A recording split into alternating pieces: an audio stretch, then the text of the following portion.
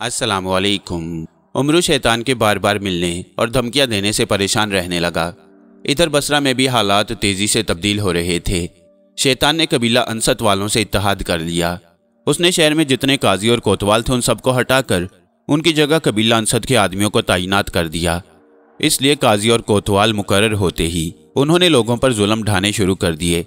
बेगुनाह शहरियों को गिरफ्तार करके उन्हें कड़ी से कड़ी सजाएं देते थे। किसी पर रहम ना किया जाता और ना ही किसी की हक बात को सुना जाता। जो भी हक और इंसाफ के लिए उनके सामने हाजिर होता वो उसे सजा दे देते। बसरा के लोग सख्त हरासां और परेशान रहने लगे। खासकर ताजिर तबका तो बहुत ही परेशान था, क्योंकि कबीला अंसत वाले सबसे ज्यादा उन्हीं को परेशान कर रहे थे।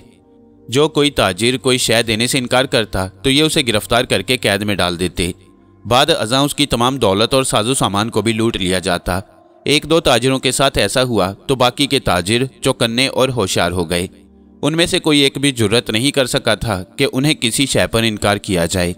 वह जो शय भी तलब करते उन्हें दे देते। इन बातों के अलावा बसरा में अब जुराइम भी खुलेआम होने लगे। लोग कावा खानों में बैठकर खूब शराब पीते और जुआ खेलते। किसी हाकिम या कोतवाल शहर का किसी को कोई खौफ ना था। रिश्वत का बाजार भी गर्म था। जिस किसी ने सरकारी हलकों में कोई काम करवाना होता या लेना होता वो रिश्वत दिए बगैर अपना काम नहीं करवा सकता था। इस बुराई ने पूरे बसरा को अपनी लपेट में ले लिया। उमरू अय्यार के सामने सब कुछ था। वो सब कुछ देख रहा था और महसूस कर रहा था। चंद महीनों में ही बसरा कुछ का कुछ हो गया। आबिदा के फरार होने के बाद दूसरे दिन जब अंसत के सरदार को आबिदा के फरार होने का पता चला तो उसे सख्त गुस्सा आया। उसने अपने आदमियों के हमरा काजी इब्ने सूली के मकान पर धावा बोल दिया, मगर उसे आबिदा न मिली। काजी इब्ने सूली ने पहले दिन ही आबिदा को अबी राशिद के यहाँ भेज दिया। इब्ने सूली ने जुर्रत और चालाकी से काम लिया और उल्टा सरदार पर यह इल्ज़ाम लगा दिया कि उसने खुद आबिदा को कहीं फरार करवा दिया है। आखिर ये मामला शिबान तक पहुंचा। काजी इब्ने सूली ने वहां भी सरदार पर यही इल्ज़ाम लगाया कि इसने खुद आबिदा को अपने आदमियों के हाथों कहीं गुम करा दिया है। चूंकि सरदार के अपने आदमी भी गायब थे, वो ये तो नहीं जानता था कि उमरू उन सबको जंबील में कैद करके ले गया है। इसलिए सरदार को भी इसी बात पर शुबा हुआ कि उसके अपने आदमी ही आबिदा को ले उड़े हैं। सरदार को कोई भी ऐसा गवाह नहीं मिला जो उसे सूरत हाल से आगाह करता। इस पर सरदार ने शिबान की मिन्नत समाजत करके इस मामला को रफा दफा करा दिया। काजी इब्ने सूली ने भी मसलहत से काम लेते हुए खामोशी इख्तियार कर ली, मगर आबिदा तो अंसत वालों से इंतकाम लेने पर तुली हुई थी। वो भी सारे हालात का जायजा ले रही थी।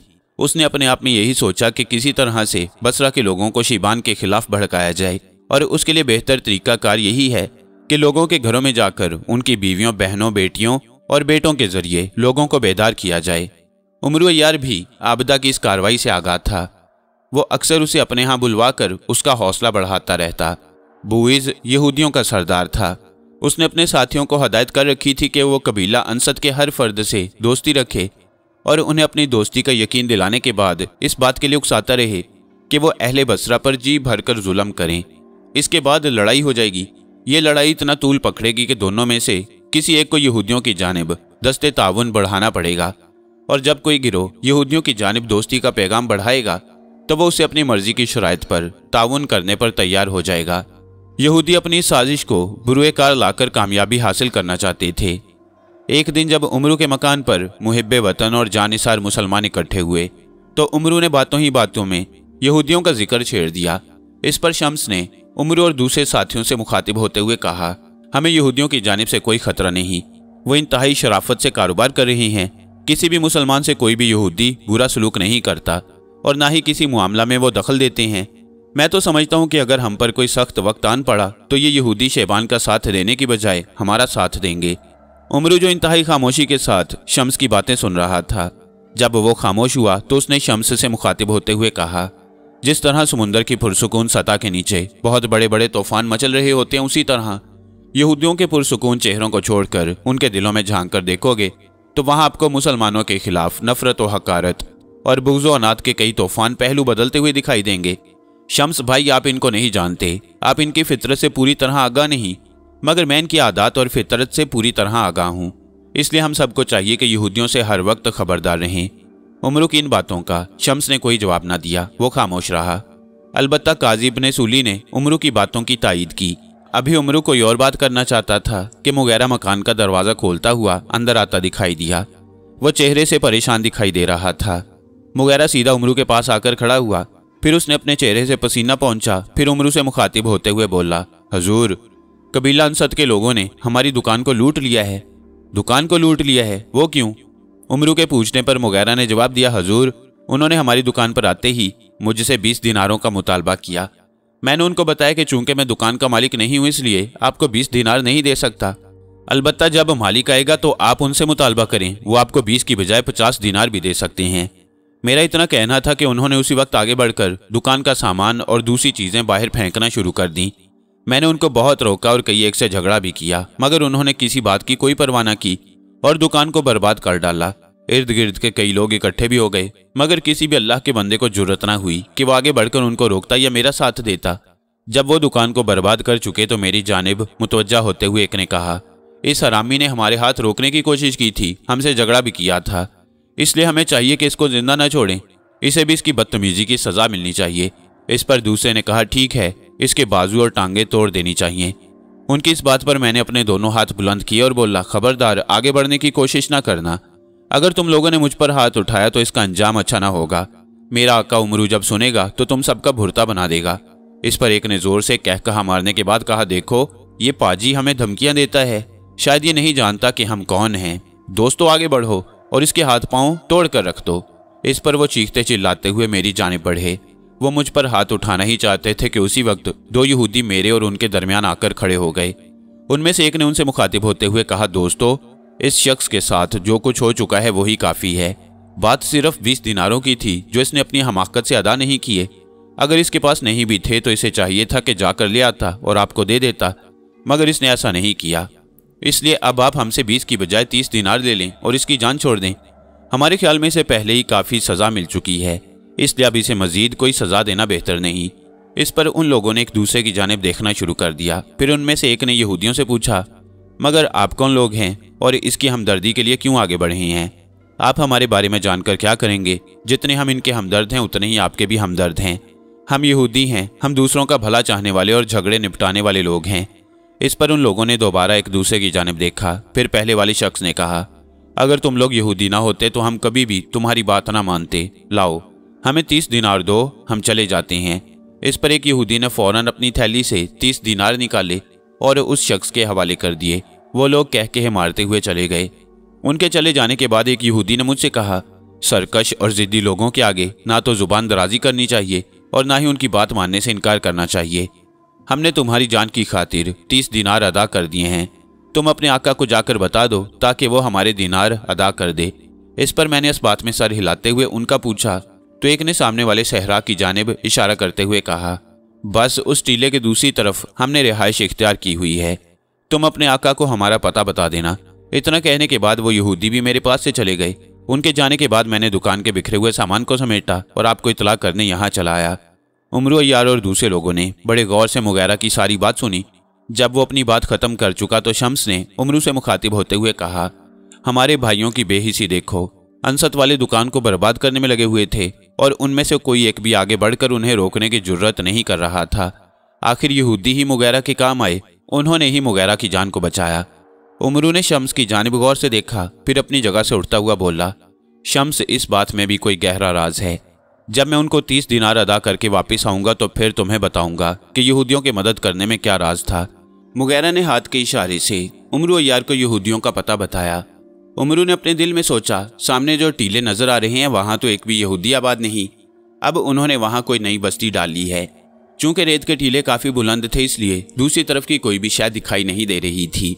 उमरू ने मुगैरा से कहा, मुगैरा, तुम्हें मेरे साथ आने की कोई जरूरत नहीं, मैं खुद ही जाकर पता करता हूँ कि किस यहूदी ने 30 दिनार दिए थे। हजूर, मैं भी आपके साथ चलता हूँ, मैं उस यहूदी को खूब अच्छी तरह से पहचानता हूँ। फिर आपका अकेले यहूदियों की बस्ती में जाना दुरुस्त नहीं। उमरू ने मुगैरा को तसल्ली देते हुए कहा, यहूदी मेरा कुछ नहीं बिगाड़ सकते, जंबील मेरे पास है। इसके होते हुए कोई भी यहूदी मुझ पर हमला करने की हमाकत नहीं कर सकता। इस पर मुगैरा हंसते हुए बोला, अच्छा, वो जादू वाला थैला, वो तो बड़े काम का है मेरे आका, मैंने खुद भी उसके कारनामे देखे हैं। कई बदबख्त उसमें बंद होकर अपने अंजाम को पहुंचे हैं। बस अगर तुम उस थैले की करामात से आगाह हो तो फिर तुम्हें फिक्र करने की कोई ज़रूरत नहीं, मैं अकेला उनसे निपट लूंगा। मुगैरा ने खुश होते हुए कहा, बिल्कुल, आप अकेले निपट सकते हैं, इसमें कोई शक नहीं। मुगैरा, खुदा हाफिज। फी अमान अल्लाह मेरे आका, मैं आपका दुकान पर इंतजार करूंगा, मुगैरा ने जवाब में कहा। उमरू अल्लाह का नाम लेकर टीले की जानिब चल पड़ा। अभी वो टीले से चंद कदम दूर ही था कि किसी ने जोर से उसके कांधे पर 2 हत्थड़ मारा और इसके साथ ही उसकी जंबील छीनकर गायब हो गया। उमरू ने इधर उधर हाथ मारे मगर कोई भी उसके हाथ ना आया। फिर उमरू ने कहा, तुम मेरी जंबील मुझसे छीनने में कामयाब हो गए हो, मगर इतना तो बता दो कि तुम हो कौन और तुमने मेरी जंबील लेकर करना क्या है? ये तो तुम्हारे किसी भी काम नहीं आ सकती। इस पर उमरू को अपने नज़दीक ही किसी की आवाज़ सुनाई दी तो उमरू फौरन पहचान गया कि ये कौन है। ये कंस की आवाज़ थी। उसने उमरू से मुखातिब होते हुए कहा, उमरू, मैंने तुम्हारी ये जंबील इसलिए तुमसे छीनी है कि तुम्हें मेरा काम याद रहे। मैं चाहता हूं कि तुम सारे काम छोड़कर पहले मेरा काम सर अंजाम दो। कितल को गिरफ्तार करके उसके जरिए से द्रौपदी को असली शक्ल सूरत में लाओ, उसके बाद तुम अपने काम करना। इसी बात की खातिर मैंने तुमसे तुम्हारी जंबील छीनी है। उमरू को कंस के इस रवैया और बात पर सख्त गुस्सा आया। उसने चिल्लाते हुए कहा, कंस, तुमने इस वक्त मेरी जंबील मुझसे छीन कर अच्छा नहीं किया। मैंने तुम्हारे काम से इनकार कब किया था? मैंने खुद तुमसे वादा किया था कि मैं द्रौपदी की खातिर कितल को जरूर गिरफ्तार करूंगा। मेरे इस वादे पर तुम्हें मुझसे जंबील नहीं छीननी चाहिए थी। तुम मेरी जंबील मुझको वापस कर दो, तुम्हारी बड़ी मेहरबानी। नहीं उमरू, मैं ये जंबील तुम्हें वापस नहीं करूंगा। तुम्हें सबसे पहले मेरा काम करना होगा। तुम बिला वजह जिद कर रहे हो कंस, मेरे सामने हाजिर होकर बात करो। मैं तुम्हारे सामने हाजिर नहीं हूँगा, मैं जा रहा हूँ। चंद दिनों के बाद फिर तुम्हारे सामने हाजिर हूँगा। इतने में तुम अपने कामों से फारिग हो जाओगे। इतना कहने के बाद कंस चला गया। क्योंकि गर्म हवा का तेज झोंका उमरू को अपने जिस्म से छूता हुआ महसूस हुआ, जिस पर उमरू जान गया कि कंस चला गया है। उमरू ने अपने दिल में कहा, बदबख्त अपना वार करने में कामयाब हो ही गया। खैर कोई बात नहीं, मैं भी उस पर ऐसा वार करूंगा कि सारी उम्र याद रखेगा। इतना सोचने के बाद उमरू ने टीले की जानिब देखा। जब वो टीले की दूसरी जानिब पहुंचा तो वहां उसे कोई भी शय दिखाई ना दी, ना कोई आबादी थी ना कोई इंसान। उमरू फौरन समझ गया कि ये सारी कारिस्तानी शैतान की है। वो अभी हैरानो परेशान इसी सोच में था कि उसे अपने से चंद कदमों के फासले पर जमीन में हरकत होती कोई शय दिखाई दी। उमरू उसी वक्त संभल कर खड़ा हो गया और इसके साथ ही उसने अपने जुब्बे में से खंजर निकालकर हाथ में ले लिया। उमरू को उस शय के जानने और समझने में ज्यादा देर न लगी। वो शैतान था और सांप के रूप में जमीन में से बाहर निकल रहा था। उमरू ने अपने दिल में सोचा कि उसे वहां ठहरने की बजाय फरार हो जाना चाहिए। ऐसा न हो ये शैतान उस पर कोई ओछा वार करके उसे अपाहिज बना दे या जान ही से मार डाले। उमरू अपने आप में कोई फैसला ना कर पाया था कि शैतान सांप के रूप में जाहिर हुआ। सांप फन फैलाए हुए था। पहले तो झूमता रहा और उमरू की जानिब देखता रहा। फिर उसने उमरू से मुखातिब होते हुए कहा, उमरू, क्या तुम मुझे मेरे 30 दिनार लौटाने आए हो? हाँ, मैं किसी के एहसान तले दबकर रहना नहीं चाहता। इस पर उमरू को सांप की बारीक हंसी सुनाई दी। वो बोला, भला इसमें एहसान की कौन सी बात है? दोस्त ही दोस्त के काम आता है और तो कोई नहीं आता। उमरू ने कहा, मगर मैं तुम्हें अपना दोस्त नहीं समझता। तुम जिस रूप में मेरे गुलाम मुगैरा के सामने हाजिर हुए थे वो रूप मेरे दोस्तों का नहीं हो सकता। तुमने एक यहूदी का रूप बदलकर ये साबित कर दिया कि तुम यहूदियों के दोस्त और मेहरबान हो। इस पर शैतान फिर हंसा और उमरू से बोला, मेरा दूसरा रूप यहूदी कौम है। दुनिया में यही एक ऐसी कौम है जो मेरे इरादों को पाया तकमील तक पहुंचा सकती है। इसी कौम के हाथों मुसलमान तबाह बर्बाद होंगे और इसी कौम के हाथों दुनिया की बाकी कौमें भी जलीलो ख्वार होंगी। उमरू, अब भी वक्त है, अपने इरादों से बाज आ जाओ, यहूदियों के रास्ते से हट जाओ। ये मेरा मशवरा है और नसीहत भी। उमरू ने बड़े गौर से शैतान की बातें सुनी। जब वो अपनी बात करके खामोश हो गया तो उमरू ने इधर उधर देखा।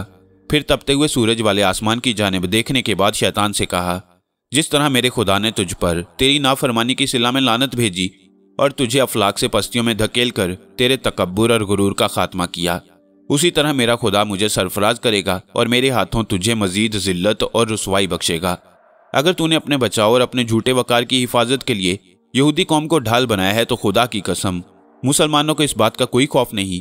हम यहूदियों से मुकाबला करेंगे, उनके तमाम मंसूबे खाक में मिलाकर दम लेंगे। इंशाअल्लाह मुसलमान सुरखरू होंगे। अल्लाह की मदद उनके शामिल हाल है। उमरू ने अभी बात खत्म नहीं की थी कि शैतान ने एक जोरदार फुंकार मारी और जमीन पर जोर जोर से चलने और घूमने लगा। उमरू खामोश होकर उसकी जानिब तकने लगा। उमरू की बातों ने शैतान के तन बदन में आग लगा दी।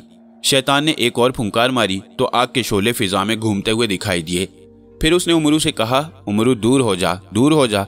मैं तुम्हें अपने हाथों मौत के हवाले करने के लिए तैयार नहीं हूँ।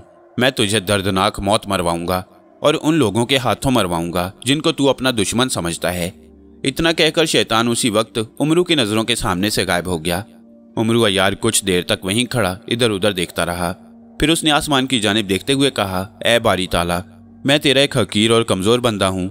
दुश्मन ताकतवर है, तू ही मुझे मेरे दुश्मन के मुकाबले में कामयाबो कामरान कर सकता है। अल्लाह के रूबरू बड़ी दर्दमंदी से फरियाद करने के बाद उमरू अय्यार वापस अपनी दुकान की जानिब चल पड़ा।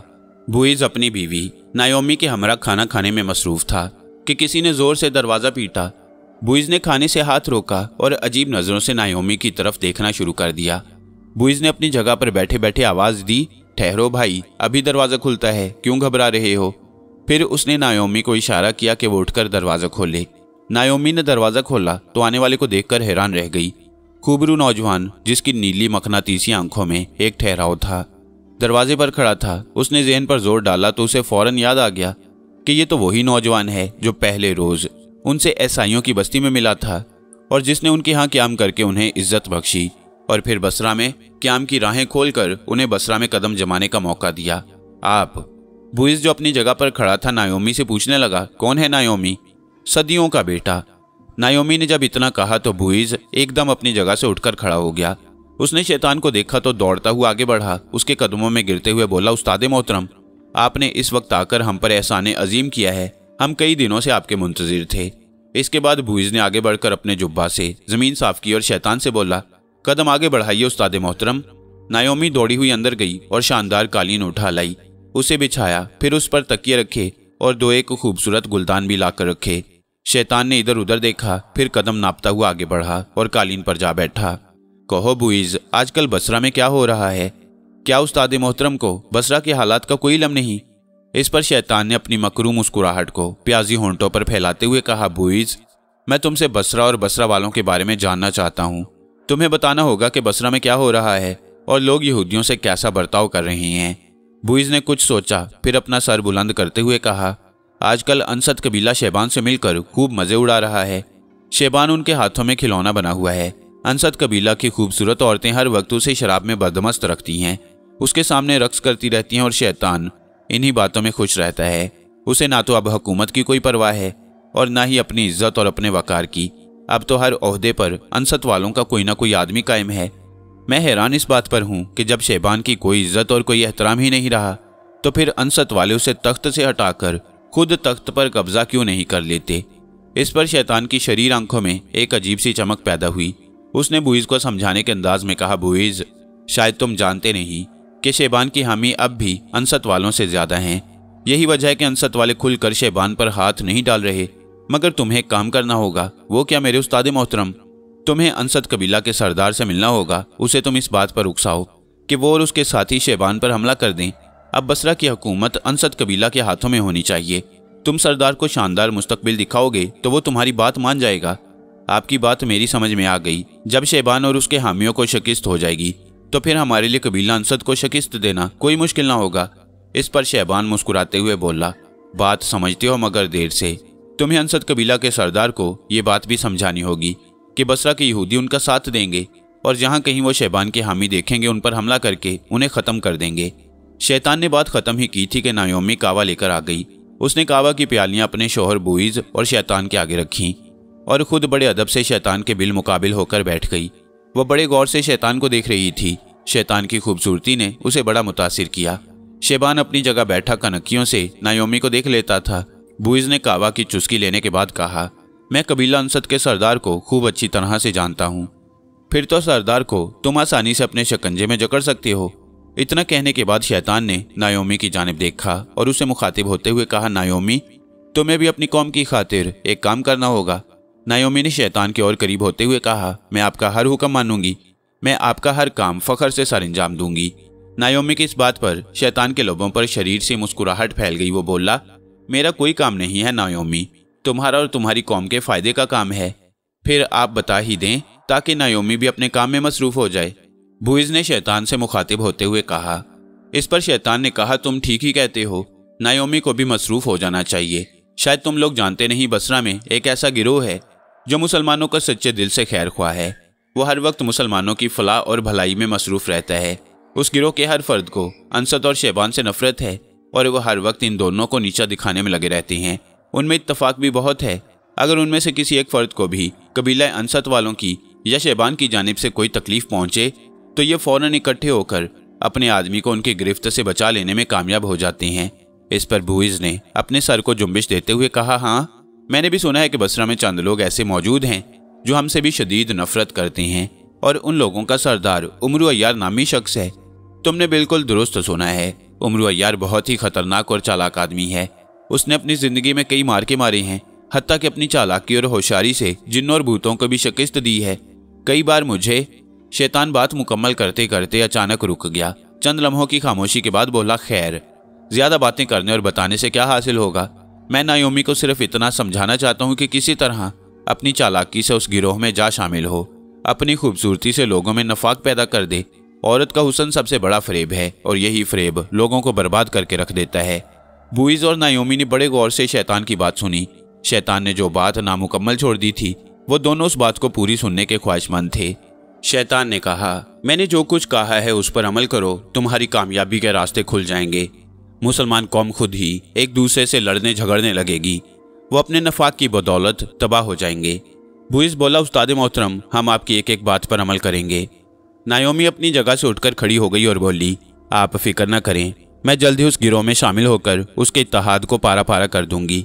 नायोमी के बाद बुइज़ ने अपने सीने पर हाथ मारते हुए कहा, मैं कबीला अंसत के सरदार को अपने जाल में ऐसा फंसाऊंगा कि वो मेरी हर बात मानने के लिए तैयार हो जाएगा। शाबाश। शैतान अपनी जगह से उठकर खड़ा हो गया। तुम दोनों कल ही अपना काम शुरू कर दो। इतना कहकर शैतान बुइज़ के मकान से बाहर निकल गया।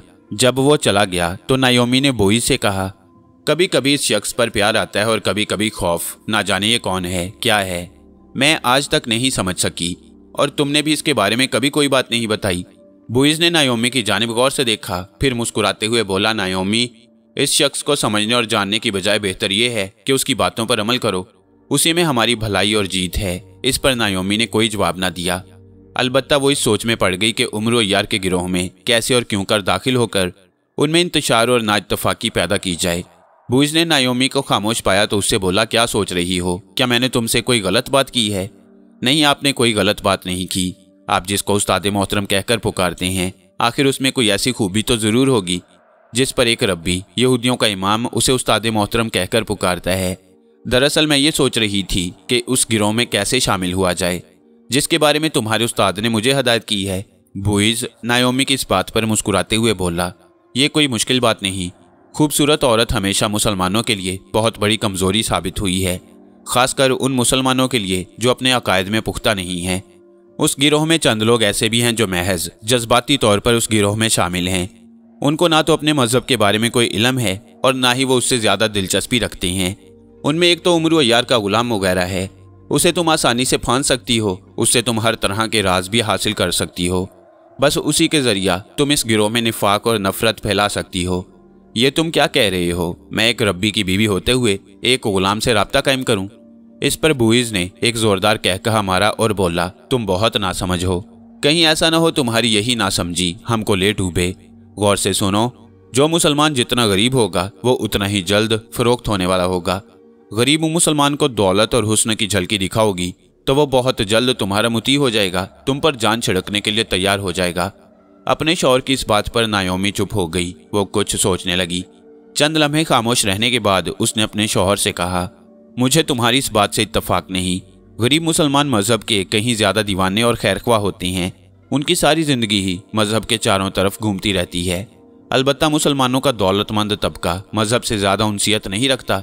वो अय्याश तबाह होते हैं, इसलिए उनमें से किसी एक को आसानी से फांसा जा सकता है।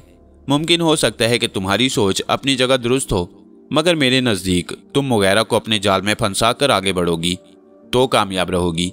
इस पर नायोमी इस बात में सर हिलाने के बाद चुप हो रही। उसने मजीद कोई बात न की और अपने दूसरे कमरे में चली गई। कबीला उनसत का सरदार एक बुलंद तख्त पोश पर बैठा बड़े गौर से बुइज़ की बातें सुन रहा था। बुइज़ उसे शैबान और उसके हवारियों के बारे में तफसील से बताने के बाद बोला, इस वक्त यही मुनासिब मौका है कि आप शाबान और उसके हवारियों पर हमला करके बसरा की हुकूमत पर काबिज हो जाएं। इससे बेहतर मौका आपको कभी नहीं मिल सकता। सरदार बोला, ये तो तुम ठीक कहते हो, मगर मेरे लिए सबसे बड़ी उलझन ये है कि मेरे आदमी जंग करना नहीं जानते, ये वैशी हैं। ये तो और भी अच्छी बात है, भला वैशियों के सामने भी कोई ठहर सकता है। फौज में मेरे आदमी बहुत कम हैं, तो उससे क्या होता है? अगर आपके आदमी फौजी सिपा सालारों को हलाक कर दें तो बाकी की फौज खुद ब खुद बददिल होकर आपका साथ देने लगेगी। शेबान के महल में भी आपके आदमी हैं, आप उनके जरिए महल में बगावत करवा दें। शेबान को महल ही में मरवा कर उसका सर महल के बुलंद दरवाजे पर लटका दें। जब उसके सर की नुमाइश होगी तो उसके हवारी खुद ब खुद आपके आगे झुक जाएंगे। जब ये सारी बातें हो चुकी तो सरदार ने बुइज से पूछा, आप लोग यहूदी हैं, इसलिए आपको हमसे दिलचस्पी क्यों है? आप क्यों हमें जंग पर मजबूर कर रहे हैं? बुइज ने कहा, इसमें कोई शक नहीं कि हम यहूदी हैं और बसरा में हमारी तादाद ना होने के बराबर है। हम इस हाल में हैं कि ना तो खुलकर किसी का साथ दे सकते हैं और ना ही किसी की हमायत में आवाज़ बुलंद कर सकते हैं। लेकिन इसके बावजूद हम हक और नाहक को पहचानते और जानते हैं। हमने बसरा में आते ही इस बात का पता चला लिया कि आप लोग बसरा के कदीम बाशिंदे हैं। आप सदियों से जुल्म सहते चले आ रहे हैं। हुकूमत आपका हक था, मगर दूसरे लोग आप पर हुकूमत करने में कामयाब हो गए। इन्हीं बातों की बिना पर हमने अपने एक इजलास में फैसला किया कि आप लोगों की हमायत की जाए। आप लोगों के वफादार रहते हुए बसरा की हुकूमत आपको दिलवाई जाए।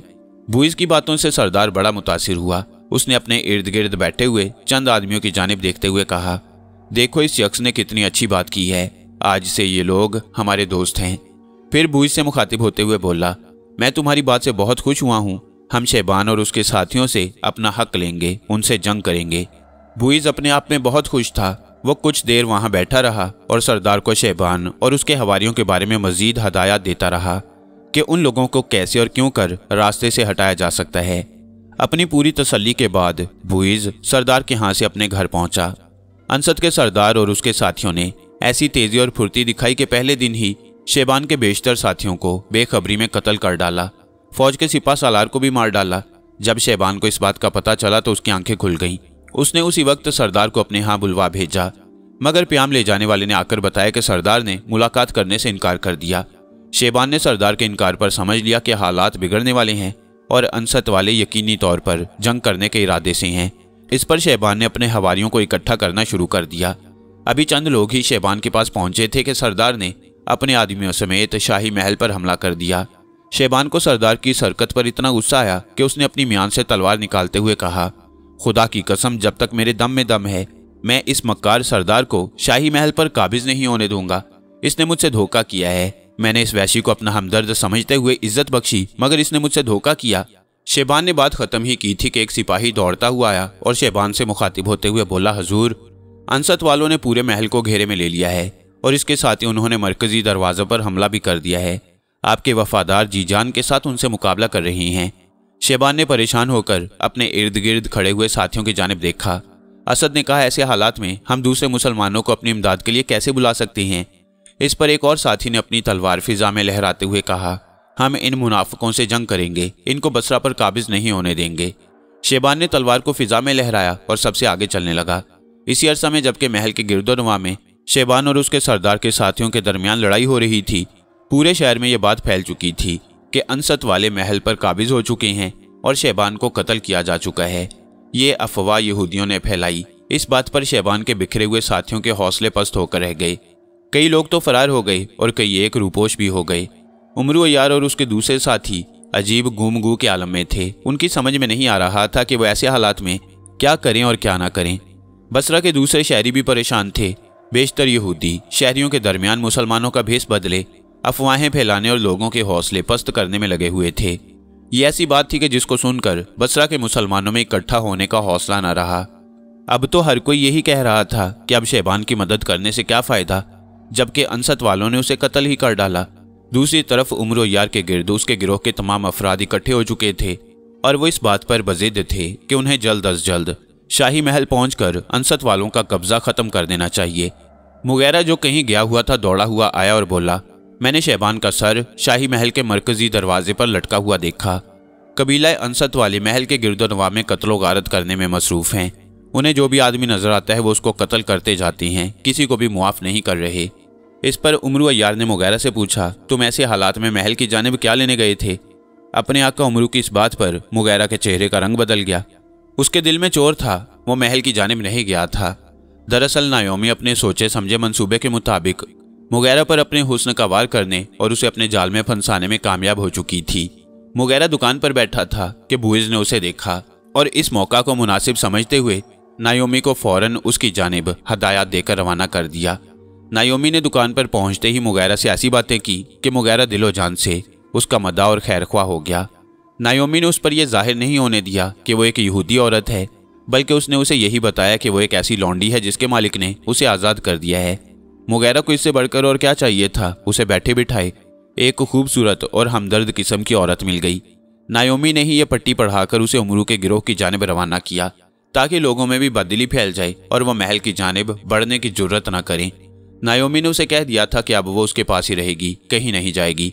मुगैरा उसकी इस बात से इतना खुश हुआ कि जो कुछ उसने समझाया और कहा वो फौरन उस पर अमल करने के लिए तैयार हो गया। मगर अपने मालिक उमरू की बात ने उसे परेशान कर दिया।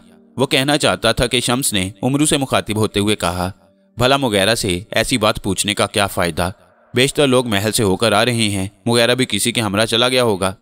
शम्स की बात पर मुगैरा अपने झूठ में कामयाब हो गया। उसे जो परेशानी हुई थी वो जाती रही। शम्स ने उमरू को माकूल जवाब दे दिया। इस पर मुगैरा ने भी हौसले से काम लेते हुए कहा, हजूर, मैं एक गुलाम ही के हमरा महल की जानिब गया था और वहां से ये देखकर आया हूँ कि शहबान और उसके साथियों की गर्दनें दरवाजे पर लटकी हुई हैं। इस पर उमरू अय्यार तो लंबी हूं करने के बाद चुप हो गया। मगर आबदा ने शम्स से मुखातिब होते हुए कहा, कबीला अंसत वालों को आप खूब अच्छी तरह से जानते हैं कि वो कितने जालिम और बेदर्द किस्म के लोग हैं। आपको उन्हें इक़्तिदार पर कायम रहने का मौका नहीं देना चाहिए। तुम ठीक कहती हो बेटी, मगर ये वक्त उनसे जंग करने का नहीं।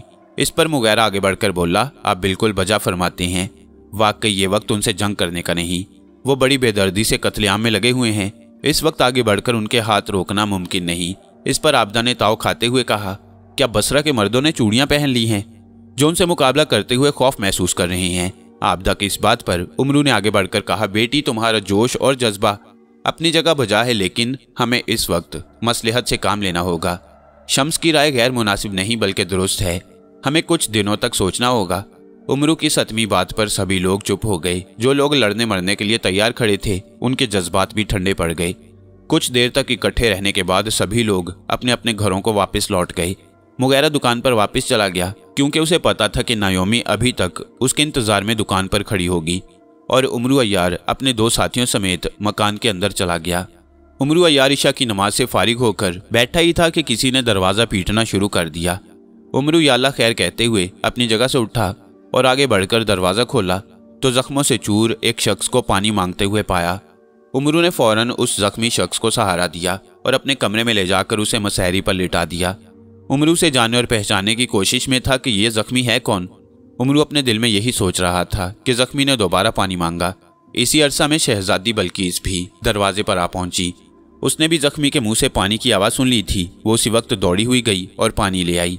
शहजादी के हाथ से उमरू ने पानी लेकर जख्मी के मुंह के साथ लगाया। उसने बड़ी मुश्किल से 2 घूंट भरे, उसके बाद बेहोश होकर गिर पड़ा। शहजादी ने आगे बढ़कर गौर से जख्मी के चेहरे को देखा। उसने उसे पहचान लिया। वो असद बिन जुबैर कहते हुए पीछे हट गई। क्या ये असद बिन जुबैर है, शहबान का नायब? जी हाँ, ये वही है, मैंने इसे पहचान लिया। यकीनन इसे कबीला अंसत वालों ने जख्मी किया है। इस वक्त बातें करने की बजाय इसके जख्मों का इलाज होना चाहिए। शहजादी ने उमरू को उसके जख्मों का एहसास दिलाते हुए कहा। इस पर उमरू ने कहा, तुम ठीक कहती हो, मगर इस वक्त कौन यहाँ आएगा? पूरे शहर में खौफ और हरास फैला हुआ है। कोई शख्स भी अपने घर से बाहर आने के लिए तैयार नहीं होगा, फिर तो इसका बचना मुश्किल हो जाएगा। इतने में उमरू को अपनी लौंडी मारिया का ख्याल आया। उसने शहजादी से कहा, मेरे ख्याल में मारिया के पास ऐसी बूटी है जो जख्मों पर लगाने से खून रिसना बंद हो जाता है और जख्म भी अच्छे हो जाते हैं। हाँ, मुझे याद आया, मैं अभी उसे बुलाती हूँ। ये कहकर शहजादी गई और थोड़ी ही देर में मारिया को लेकर चली आई।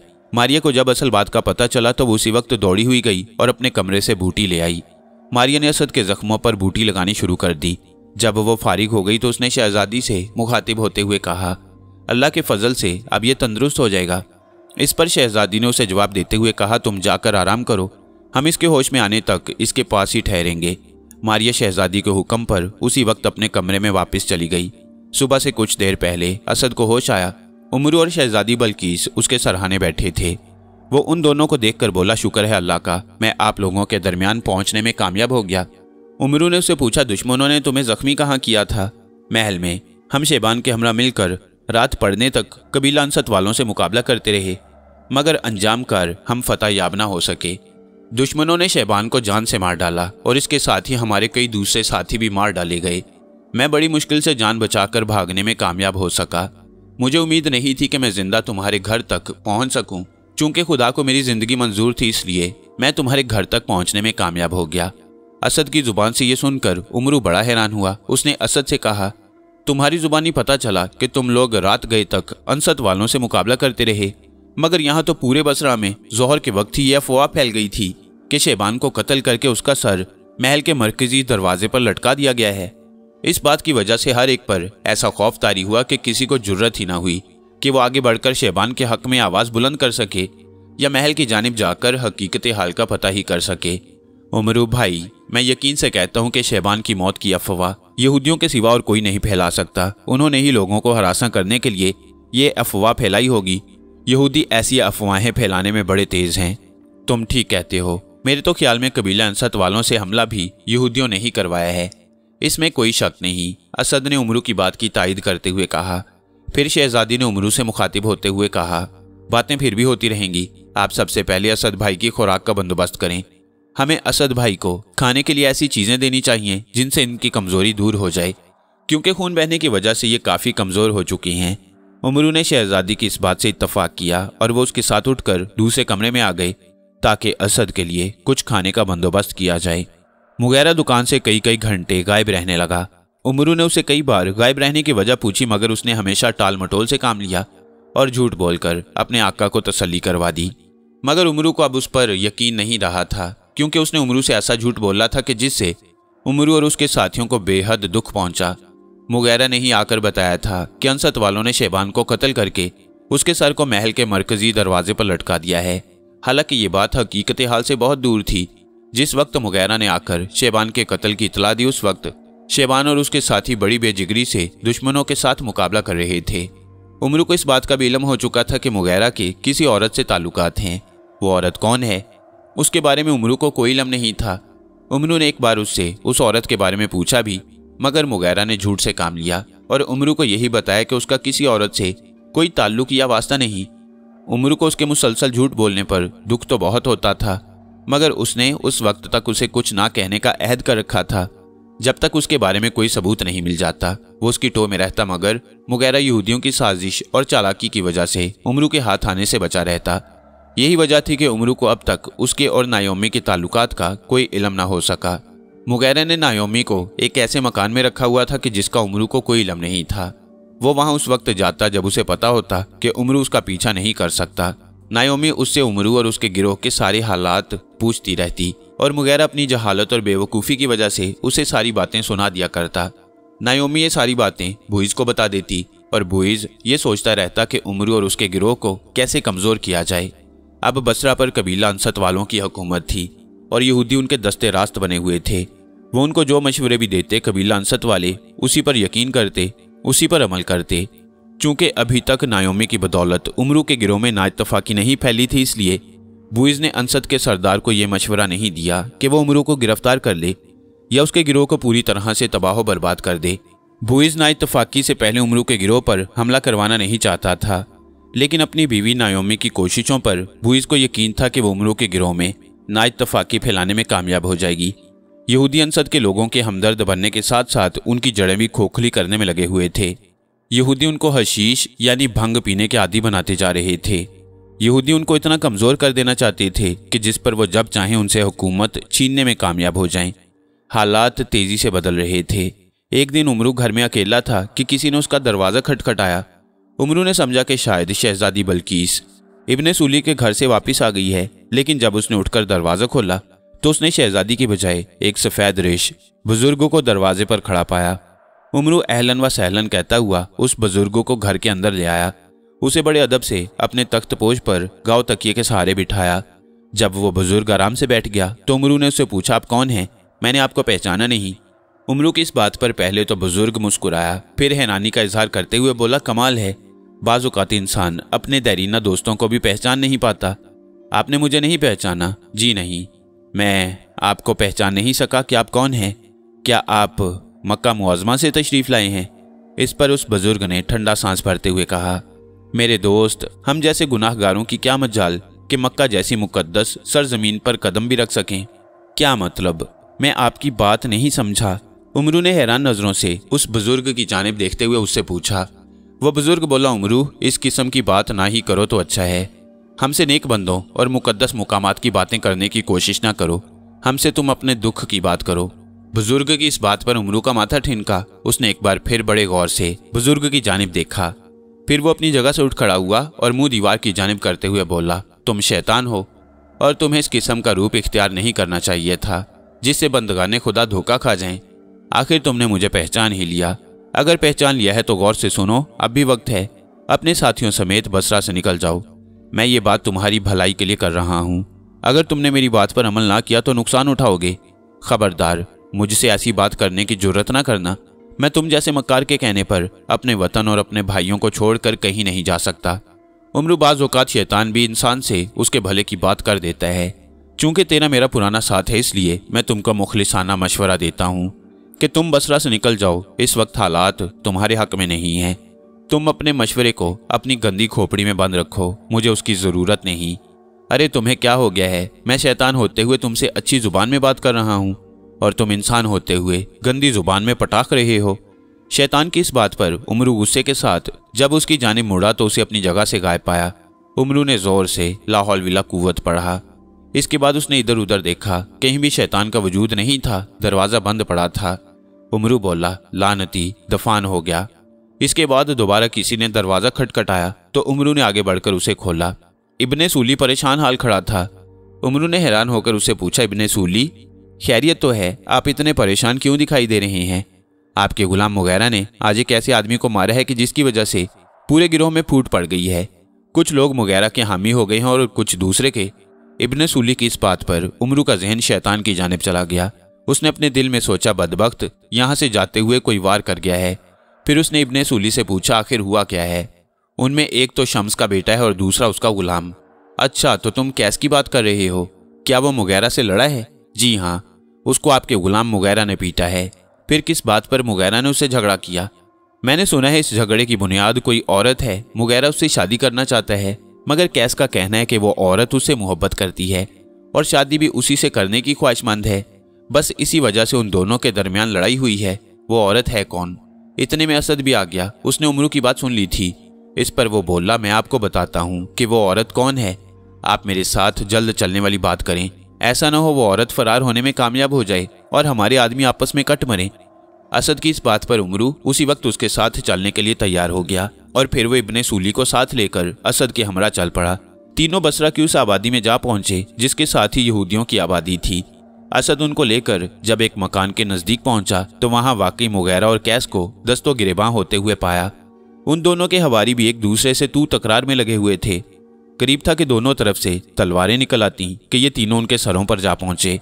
उमरू ने मुगैरा को डांटते हुए पूछा, ये सब क्या हो रहा है? क्यों आप लोग आपस में झगड़ा कर रहे हैं? मुगैरा, जो पहले अपने आका का बेहद एहतराम किया करता था, अब की बार उसकी बात पर बिफर पड़ा और अकड़ते हुए बोला, जो कुछ हो रहा है ठीक ही हो रहा है। ये पाजी जबरदस्ती मेरी बीवी को मुझसे छीनने के दर पे है। ये गुलाम ज्यादा बकवास करता है। वो औरत जिसे ये अपनी बीवी बता रहा है मुझसे मोहब्बत करती है और मुझसे शादी करने की ख्वाहिशमंद भी है। ये तो ख्वामखा हमारे रास्ते का पत्थर बन रहा है और उसे अपनी बीवी बनाने पर बजिद है। इस पर मुगैरा ने कैस को झिड़कते हुए कहा, क्यों झूठ पक रहे हो? वो औरत तो एक अरसे से मेरे कब्जे में है। तुमसे उसकी मोहब्बत कब शुरू हुई? इस पर उमरू ने दोनों को खामोश रहने को कहा। दोनों चुप हो जाओ, इसमें तुम दोनों की बेहतरी है। मगर कैस ने उमरू की बात न मानी। वो बोला, हरगिज नहीं। अगर ये शख्स मेरे रास्ते से ना हटा तो मैं बसरा में खून की नदियां बहा दूंगा। शायद इसे इल्म नहीं कि मैं किस बाप का बेटा हूँ। कैस, बेवकूफ़ ना बनो। बसरा में पहले ही दुश्मन हमारे सरों पर सवार है। अब तुम नई बात पैदा करके हमारे लिए मजीद मुश्किलात पैदा करने की कोशिश ना करो। उमरू ने कैस को समझाते हुए कहा। फिर इब्ने सूली ने आगे बढ़कर कैस और मुगैरा से मुखातिब होते हुए कहा, मेरे ख्याल में अगर तुम दोनों इजाज़त दो तो हम अंदर जाकर उस औरत से ही क्यों ना पूछ लें कि वो किससे शादी करने की ख्वाहिशमंद है। इस पर दोनों यकजुबान होकर बोले, ठीक है, आप जाकर उसे खुद ही पूछ लें। फिर कैस ने उमरू से मुखातिब होते हुए कहा, मैं यकीन से कहता हूँ कि वो औरत मेरे सिवा किसी से शादी का तस्वुर भी नहीं कर सकती। वह मुझसे बेपनाह मोहब्बत करती है। इस पर मुगैरा तड़प कर बोला, नामुमकिन। उस औरत को मैं खूब अच्छी तरह से जानता हूँ। वो मेरी मोहब्बत में गिरफ्तार है और एक अरसा से मैं उसके हकूक पूरे कर रहा हूँ। खैर, आप लोग इस बहस को छोड़ें। अंदर चलकर खुद उस औरत की जुबान से इस बात का फैसला करवा लेते हैं। اسد نے اپنے دونوں ہاتھ بلند کرتے ہوئے بات کی۔ اس پر سبھی لوگ چپ چاپ مکان کے اندر داخل ہو گئے۔ مکان کے ایک وسیع اور عریض کمرے میں نایومی پریشان حال بیٹھی تھی۔ اس نے جو کچھ کرنا تھا وہ کر چکی تھی اور اب وہ اس مکان سے فرار ہونے کے لیے کوئی راستہ ڈھونڈ رہی تھی۔ اگر وہ فرار ہونے میں کامیاب ہو جاتی تو کیس اور مغیرہ کے مابین ایسا جھگڑا پھیلتا کہ جس کی لپیٹ میں پورا گروہ آ جاتا اور یوں یہودی اپنی سازش میں کامیاب ہو جاتے، مگر نایومی وہاں سے فرار نہ ہو سکی۔ دراصل مغیرہ نے جب کیس کو اپنے گھر سے نکلتے ہوئے دیکھا تو اس نے اسی وقت سے نایومی کا پیچھا نہ چھوڑا۔ اب جبکہ نایومی نے اپنے سامنے کئی لوگوں کو پایا تو وہ پہلے سے بھی زیادہ پریشان ہو گئی۔ اس نے اپنا چہرہ چھپا لینا چاہا مگر اسد نے اس کا چہرہ دیکھ لیا۔ پھر اسد نے امرو کے کان میں کچھ کہا، جس پر امرو آگے بڑھا اور اس کے قریب جا کر بولا، ہم نے تمہیں پہچان لیا ہے کہ تم کون ہو، اس لیے اب تمہیں اپنا چہرہ چھپانے کی کوئی ضرورت نہیں۔ آپ کو ایک مسلمان عورت کو بے پردہ کرنے کا کوئی حق نہیں۔ نایومی نے اپنے آپ پر قابو پاتے ہوئے تڑاک سے امرو کو جواب دیا۔ اس پر امرو نے اسے کاندھے سے پکڑ کر اپنی طرف کیا اور زبردستی اس کے چہرے سے نقاب ہٹاتے ہوئے بولا، تم کہاں کی مسلمان عورت ہو؟ تم تو ایک یہودی عورت ہو۔ اسد نے مجھے تمہاری حقیقت سے آگاہ کر دیا ہے۔ تم سازشی اور مکار بوئز کی بیوی ہو۔ امرو کی اس بات پر نایومی جھیم سی گئی، مگر اس پر بھی اس نے اپنے آپ کو برقرار رکھا اور امرو کا ہاتھ جھٹک کر بولی، خبردار، مجھ سے میرا نقاب چھیننے کی کوشش نہ کرو، تمہارے لیے یہ اچھا نہ ہوگا۔ تم جو کچھ میرے بارے میں سمجھ رہے ہو وہ غلط ہے۔ اس کے ساتھ ہی نایومی نے مغیرہ کی جانب ایسی نظر سے دیکھا کہ وہ اپنی جگہ تڑپ کر رہ گیا۔ وہ آگے بڑھنا چاہتا تھا کہ اسد نے اسے روکتے ہوئے کہا، مغیرہ ذرا صبر سے کام لو، ابھی سارا معاملہ صاف ہوا جاتا ہے۔ اس پر مغیرہ رک گیا۔ اسی لمحہ امرو نے اپنی تلوار میان سے نکالی اور پھر اس کی نوک نایومی کی گردن پر رکھتے ہوئے بولا، سچ بولو کہ تم کون ہو۔ اگر تم نے جھوٹ اور مکر سے کام لیا تو یہ تلوار تمہاری گردن کے آر پار ہوگی۔ اب تمہیں خود ہی اپنی حقیقت اور اصلیت کا اقرار کرنا ہوگا۔ اس پر نایومی کو اپنی جان کے لالے پڑ گئے۔ اس نے فوراً اپنے چہرے سے نقاب ہٹا لیا اور بولی، بے شک میں ایک یہودی عورت ہوں، بوئز کی بیوی ہوں، اور تم لوگوں کے درمیان نفاق ڈالنے کی خاطر یہ سازش چلی کہ مغیرہ اور کیس سے محبت کا دم بھرا۔ میں جان چکی تھی کہ دونوں بے وقوف اور جذباتی نوجوان ہیں، اس لیے آسانی سے میرے قابو میں آ سکتے ہیں۔ میں نے مغیرہ کی غیر حاضری میں کیس کو پھانسا اور اس سے اپنی جھوٹی محبت کا اظہار کیا۔ یہی میری حقیقت ہے، یہی میرا کردار۔ اس حقیقت کے اظہار کے بعد اگر تم لوگوں نے مجھے کچھ کہا تو اس کا انجام بہت برا ہوگا۔ میری قوم تم لوگوں کو تباہ و برباد کر دے گی، کوئی پرواہ نہیں۔ امرو نے اتنا کہہ کر تلوار کو بلند کیا اور اللہ اکبر کہتے ہوئے تلوار نایومی کے دل میں آر پار کر دی۔ نایومی تڑپ کر گری اور کچھ دیر تک زمین پر تڑپنے کے بعد مر گئی۔ نایومی کے بارے میں جب مغیرہ اور کیس کو حقیقت کا پتہ چلا تو اسی وقت ان دونوں کی محبت کا خاتمہ ہو کر رہ گیا۔ انہیں بھی نایومی سے نفرت پیدا ہو گئی، چنانچہ اس کی موت پر دونوں کو کوئی دکھ نہ ہوا۔ امرو کی کارروائی سے ہر کوئی مطمئن تھا اور خوش بھی، کیونکہ یہودی اپنی سازش میں کامیاب نہیں ہو سکے۔ اس کے بعد ہر کسی نے نایومی کی لاش کو اسی مکان میں چھوڑا اور اپنے مقام پر واپس چلایا۔ امرو عیار نے مغیرہ کو دکان پر چھوڑا اور خود انسد قبیلہ کے سردار سے ملنے کی خاطر محل کی جانب چل پڑا۔ وہ سردار سے مل کر اسے بتانا چاہتا تھا کہ بصرہ میں یہودی سازشوں اور مکاریوں سے کام لے رہے ہیں، اس لیے وہ ان سے خود بھی بچے اور دوسرے مسلمانوں کو بھی بچائے۔ مگر امرو یہ نہیں جانتا تھا کہ انسد قبیلہ کا سردار پوری طرح سے یہودیوں کے شکنجے میں آیا ہوا ہے اور وہ یہودیوں کی مرضی کے بغیر ایک قدم بھی نہیں اٹھاتا۔ اس کے علاوہ وہ یہودیوں کی سازش سے نشے کا عادی بھی ہو چکا ہے۔ ابھی وہ مکان سے کچھ فاصلے پر تھا کہ ایک لڑکا دوڑا ہوا آیا اور امرو کے پاس آ کر بولا، کیا آپ کا نام امرو ہے؟ ہاں، میں امرو ہوں۔ کیا تمہیں مجھ سے کوئی کام ہے؟ جی نہیں، مجھے آپ سے کوئی کام نہیں، مگر ایک آدمی سامنے والے مکان کی پشت پر کھڑا ہے، اس نے مجھے آپ کی طرف بھیجا ہے کہ میں آپ کو بلوا لاؤں، اسے آپ سے بہت ہی ضروری کام ہے۔ اس پر امرو نے اس مکان کی جانب دیکھا، پھر اس لڑکے سے بولا، وہ کون ہے؟ کیا تم اسے نہیں جانتے؟ میں صرف اس کے بارے میں اتنا بتا سکتا ہوں کہ وہ ایک مسلمان ہے اور آپ سے ملنے کے لیے بےتاب۔ تم اسے یہاں کیوں نہیں بلوا لیتے؟ سرے راہ آپ سے بات نہیں کرنا چاہتا، وہ چاہتا ہے کہ آپ سے تنہائی میں بات کی جائے۔ اچھا؟ امرو نے اتنا کہنے کے ساتھ ایک لمبا اور ٹھنڈا سانس بھی بھرا، مزید بولا، اگر یہ بات ہے تو چلو میں اسے خود ہی مل لیتا ہوں۔ وہ لڑکا امرو کو ساتھ لے کر جب مکان کی پشت پر پہنچا تو امرو نے وہاں ایک آدمی کو دیکھا جس کی پشت امرو کی جانب تھی۔ لڑکے نے اس کی جانب اشارہ کرتے ہوئے کہا، یہی ہے وہ۔ اتنا کہنے کے ساتھ ہی لڑکا بڑی پھرتی کے ساتھ وہاں سے غائب ہو گیا۔ امرو اسے دیکھتا ہی رہ گیا کہ وہ کہاں گیا ہے، کہاں نہیں۔ جب اس کا پتہ نہ چلا تو امرو اس آدمی کی جانب متوجہ ہوا جو اس کی جانب پشت کیے کھڑا تھا۔ امرو نے 2 قدم آگے بڑھ کر کہا، فرمائیے، آپ نے کیوں مجھے یاد فرمایا ہے؟ इस पर वो आदमी मुड़ा तो उमरू तड़प कर पीछे हट गया। वो तो एक ढांचा था जो स्याह कपड़े में लिपटा हुआ था। उमरू अपने आप में खौफ और डर महसूस करने लगा। फिर उस ढांचे ने अपने चेहरे पर हाथ फेरा तो उसका चेहरा उसी वक्त किसी खूबसूरत नौजवान के चेहरे में बदल गया। उमरू समझ गया कि ये शैतान के सिवा और कोई नहीं हो सकता। उमरू ने अपने दिल से डर और खौफ दूर किया और इसके साथ ही अपने हौसले को बरकरार करते हुए बोला, हद तेरा सत्यानाश, खुदा तुझे समझे, तू क्यों हाथ धोकर मेरे पीछे पड़ गया है। वाकई वो शैतान था। जब उसने देखा कि उमरू ने उसे पहचान लिया है और इसके साथ ही उसने बड़े धड़ल्ले से बात भी की है तो शैतान उसे बोला, उमरू तूने अगर मुझे पहचान लिया है तो मुझसे बात करने से पहले जरूर सोचा करो। तुम्हारी जुबान बहुत तेज हो चुकी है। तेज तर्रार के साथ तेज तर्रार जुबान ही ठीक रहती है। तू मेरे लिए कोई हैसियत नहीं रखता। मैं जब और जिस वक्त चाहूं तुझे मुट्ठी में लेकर मसल दूं। उमरू बोला, खूब भगौड़े, तूने क्या मुझे मक्खी समझा है। मैं उस खुदा का बंदा हूं जो हर शय पर कादिर है और तेरी हैसियत उसके नजदीक एक जर्रे के बराबर भी नहीं। याद रख, अगर तूने मुझ पर हाथ डाला तो मेरा अल्लाह तुझे ऐसी जगह बंद करेगा कि तू वहां से बरसों रिहा ना हो सकेगा। उमरू की इस बात पर शैतान ने इधर उधर देखा, फिर उसने आसमान की जानिब देखा। इसके बाद उसने उमरू को जवाब दिया, तुझे ये बात जेब नहीं देती कि तू मेरे सामने अल्लाह की तकरार करे। वो अपनी जगह कायमो दायम है और मैं अपनी जगह कायमो दायम हूँ। इस वक्त मैं तुमसे कोई बहस करने नहीं आया बल्कि तेरे भले की खातिर तेरे पास आया हूँ। शैतान और भला। उमरू हंसते हुए बोला, ओ मरदूद, तुझे क्या मुसीबत पड़ी है कि तू एक इंसान का भला करता फिरे।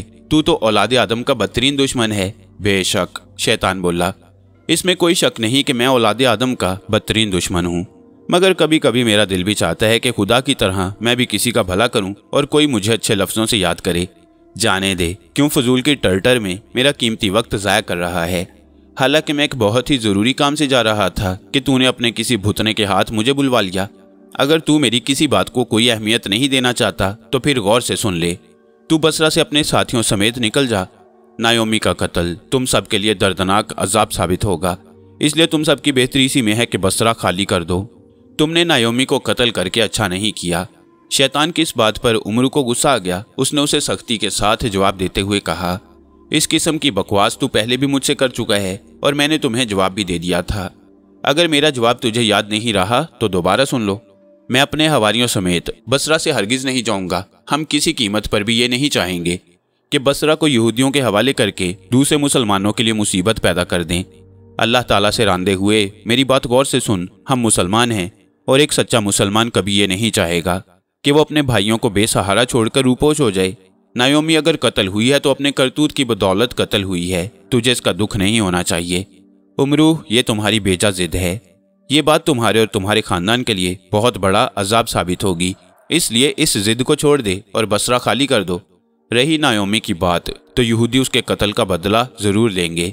इस पर उमरू झिल्लाए हुए जहन के साथ बोला, तू मेरे पीछे हाथ धोकर क्या पड़ा है। दफान हो, जो होगा हम निमट लेंगे। मुझे धमकी ना दो उमरू, तुम्हारे हक में ये अच्छा ना होगा। मैं आग हूँ, तुझे और तेरे हवारियों को जलाकर खाकस्तर कर दूंगा। इस पर उमरू ने जोर से ला हौल विला कुव्वत इल्ला बिल्ला पढ़ा तो शैतान उसी वक्त उमरू की नजरों के सामने से गायब हो गया। जब वो गायब हो गया तो उमरू ने अपने दिल में कहा, ए अल्लाह, तू ही मुझे शैतान के शर से बचा सकता है। इतना कहकर उमरू फिर से महल की जानिब चलने की खातिर चल पड़ा। वो भी चंद कदम ही चला होगा कि उसे शदीद गर्म हवा का एक झोंका सर से पांव तक टकराता हुआ महसूस हुआ। उमरू समझा कि शैतान ने उस पर वार कर दिया है, इसलिए उसे फौरन मोहतात हो जाना चाहिए। इतना सोचते ही उमरू ने अल्लाह ताला के नाम का विर्द शुरू कर दिया, मगर उसी लम्हे उसे अपने सामने कंस खड़ा दिखाई दिया। उमरू से देखकर बड़ा हैरान हुआ। फिर वो समझ गया कि वो गर्म झोंका कंस की आमद का था। उमरू से देखकर बोला, एक मुसीबत से जान छूटी कि तुम आ गए। वो कौन सी मुसीबत थी उमरू, जिससे इतने जले फूंके दिखाई दे रहे हो? उसकी बात छोड़ो, तुम अपनी बात करो कि तुम इस वक्त किस लिए आए हो। कंस ने गौर से उमरू की जानिब देखा। चंद लम्हों की खामोशी के बाद उसने उमरू से कहा, उमरू, इस वक्त कितल सुनहरी वादी में मौजूद है। तुम मेरे साथ वहां चलो। मैं उसे दिखाने के बाद तुम्हारी जंबील तुम्हारे हवाले कर दूंगा। फिर तुम उसे काबू कर लेना। लोभ देवता की पूजा के बगैर ही वो धरती पर हाजिर हो गया है। क्या इसी वक्त जाना जरूरी है? हाँ, अगर हम वहां ना गए तो मुमकिन हो सकता है कि वो वहां से कहीं और फरार हो जाए, क्योंकि राजा इंद्र के राक्षस उसे गिरफ्तार करने के लिए उसके पीछे लगे हुए हैं और वह हर वक्त भाग दौड़ में लगा रहता है। उमरू कंस की इस बात पर सोच में पड़ गया। कंस ने जब देखा कि उमरू ने उसकी बात का कोई जवाब ही नहीं दिया तो उसने उमरू से कहा, उमरू, तुमने मुझसे वादा किया था कि तुम द्रौपदी के मामला में जरूर मेरी मदद करोगे। इस पर उमरू चिल्लाकर बोला, हाँ मुझे याद है, मैंने तुमसे वादा किया हुआ है, और एक मुसलमान होने की हैसियत से मैं ये बात हरगिज नहीं चाहूँगा कि अपना वादा पूरा ना करूँ। चलो, मैं तुम्हारे साथ चलने के लिए तैयार हूँ। इस पर कंस मुस्कुराया, फिर उसने उमरू के सर पर हाथ रखा तो दोनों उसी वक्त वहां से गायब हो गए। कंस उमरू को लेकर एक ऐसी वादी में जाहिर हुआ जहां कसरत से सूरजमुखी और गेंदे के फूल उगे हुए थे, और उन्हीं फूलों की वजह से वो वादी सुनहरी वादी कहलाती थी।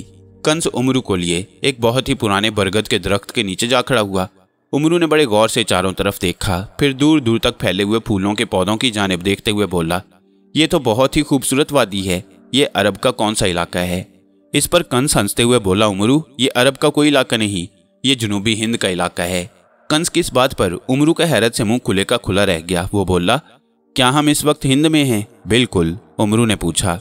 यहाँ से वापसी के बारे में भी तुम्हें मुझसे वैसा ही सलूक करना पड़ेगा जैसा यहाँ आने पर किया था। तुम कोई फिक्र ना करो, काम से फारिग होने के बाद मैं पलक झपकने में तुम्हें तुम्हारे इलाके में पहुंचा दूंगा।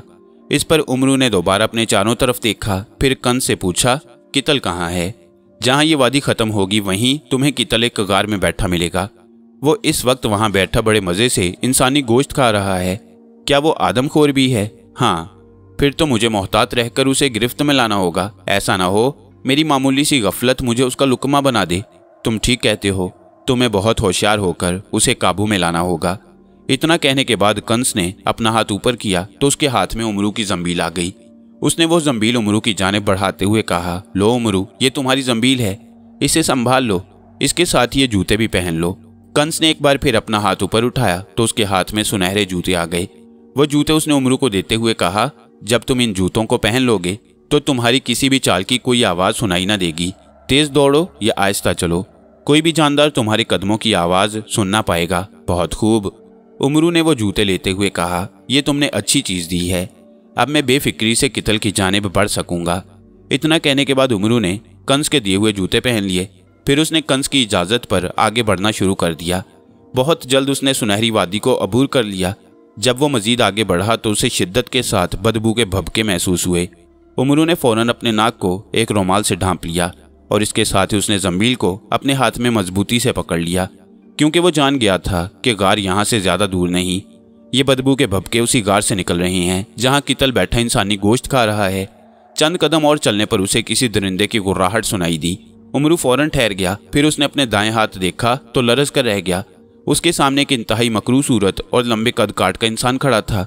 उसके अगले तमाम दांत मुंह से बाहर निकले हुए थे। दोनों कान हाथी के कानों के बराबर थे। नाक भद्दा और आंखें ऐसी सुरख जैसे कोई आग में दहकता हुआ अंगारा। उमरू को उसी की गुर्राहट सुनाई दी थी। उमरू का हौसला नहीं पड़ रहा था कि एक बार उसे देखने के बाद दोबारा उसे देखने की जुर्रत करे। उमरू के पूरे जिस्म पर खौफ तारी हो गया और उसकी टांगें बुरी तरह से लरज रही थीं। उमरू को दोबारा एक जोरदार गुर्राहट सुनाई दी तो वो डर के मारे जमीन पर गिर पड़ा। इतने में उस खौफनाक इंसान ने हाथ आगे बढ़ाया और उमरू को एक टांग से पकड़ लिया। उसी वक्त उमरू को अपने कान में किसी की आवाज़ सुनाई दी। कोई उमरू का हौसला बढ़ाते हुए उससे कह रहा था, उमरू, हौसले से काम लो, अगर तुमने इस वक्त हिम्मत हार दी तो यह राक्षस तुम्हें कच्चा ही चबा डालेगा। इस आवाज़ पर उमरू ने अपने आप पर काबू पाने की कोशिश की, मगर अब वो क्या कर सकता था, मजबूर था। राक्षस ने मजबूती से उसकी टांग पकड़ रखी थी। फिर भी उमरू ने उसे अपनी टांग छुड़वाने की भरपूर कोशिश की, मगर कितल की ताकत के सामने उसका जोर बेसूद था। फिर कितल ने उसे ऊपर उठाया और घुमाकर दूर फेंक दिया। उमरू की खुशकिस्मती कि वो किसी पत्थर पर गिरने की बजाय फूलों पर जा गिरा। उमरू मामूली जख्मी हुआ, उसकी जान बच गई। कितल के इतने जोरदार वार के बावजूद उमरू ने अपने हाथ से जंबील को नहीं छोड़ा। अब जो ही वो फूलों पर पड़ा, उमरू ने फौरन अपने आप को संभाला और जंबील का मुंह खोलते हुए कहा, राक्षस कितल, चलो मेरी जंबील में। उमरू यार का इतना कहना था कि कितल ने उछलना कूदना शुरू कर दिया। इसके साथ ही उसने शोरो गोगा भी मचाना शुरू कर दिया। वो उस ताकत के खिलाफ नबुर्द आजमा था जो उसे जंबील के अंदर खींच रही थी। कितल ने आसपास के कई दरख्तों को हाथ डाले और उनकी बदौलत अपने आप पर काबू पाना चाहा, मगर दरख्त अपनी जड़ से उखड़ गए। कितल जंबील की जानिब बढ़ने से न रुक सका। वो बुरी तरह से चीख रहा था। अंजामकार वो बुरी तरह से उछला और जंबील में जा गिरा। अब उमरू ने पूरी तरह से अपने हवास पर काबू पाते हुए कहा, बदबख्त, अब मैं तुझसे निपटूंगा। इतना कहने के बाद उमरू ने जंबील को कांधे पर डाला और वादी के नज़दीक बहने वाले दरिया के किनारे जा खड़ा हुआ। उसी अरसा में कंस द्रौपदी को लिए वहां पहुंच गया और उमरू से बोला, मैं द्रौपदी को यहाँ दरख्त के सहारे बिठाई जाता हूँ। अब तुम किसी न किसी तरह से कितल को मजबूर करो कि वो द्रौपदी को उसकी असल शक्लो सूरत पर ले आए। इतना कहने के बाद कंस ने द्रौपदी को एक दरख्त के पास बिठाया और खुद उसी वक्त वहां से गायब हो गया। कंस के चले जाने के बाद उमरू ने जंबील का रुख दरिया की जानिब करते हुए कहा, कितल दरिया में छलांग लगा, इसके बाद दोबारा जंबील में बंद हो जा। उमरू के इस हुक्म पर कितल फौरन जंबील से निकला। दरिया में 2-4 डुबकियां लगाने के बाद फिर से जंबील में बंद हो गया। उमरू ने फिर उस पर यही अमल दोहराया, हत्ता कि 10-12 बार ऐसा किया तो कितल चिल्ला उठा। जब आखिरी बार वो दरिया में गया तो रूहानसी आवाज में बोला, रुक जाओ, कुछ देर के लिए रुक जाओ। मैं जान गया हूं कि राजा इंद्र मुझ पर काबू पाने में कामयाब नहीं हो सका, अलबत्ता कंस हो गया। अब तुम जो कहोगे मैं वही करूंगा, क्योंकि तुम्हारे इस थैले की बदौलत मैं अपने जादू और अपनी ताकत से भी हाथ धो बैठा हूं।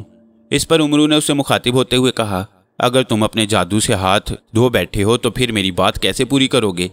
मैं जरूर पूरी करूंगा। तुम बताओ तो सही कि तुम चाहते क्या हो? मैं चाहता हूं कि तुम द्रौपदी को उसके असली रंगो रूप में ले आओ। ठीक है, मैं उसको उसके असली रंगो रूप में ले आता हूं। क्या तुम मुझे इसके बाद रिहा कर दोगे? ये बाद में सोचने वाली बात है। नहीं महापुरुष, मुझ पर ऐसा अन्याय न करना, मुझे रिहा कर देना। इस पर उमरू ने जिद होते हुए कहा, कैसी जिद कर रहे हो?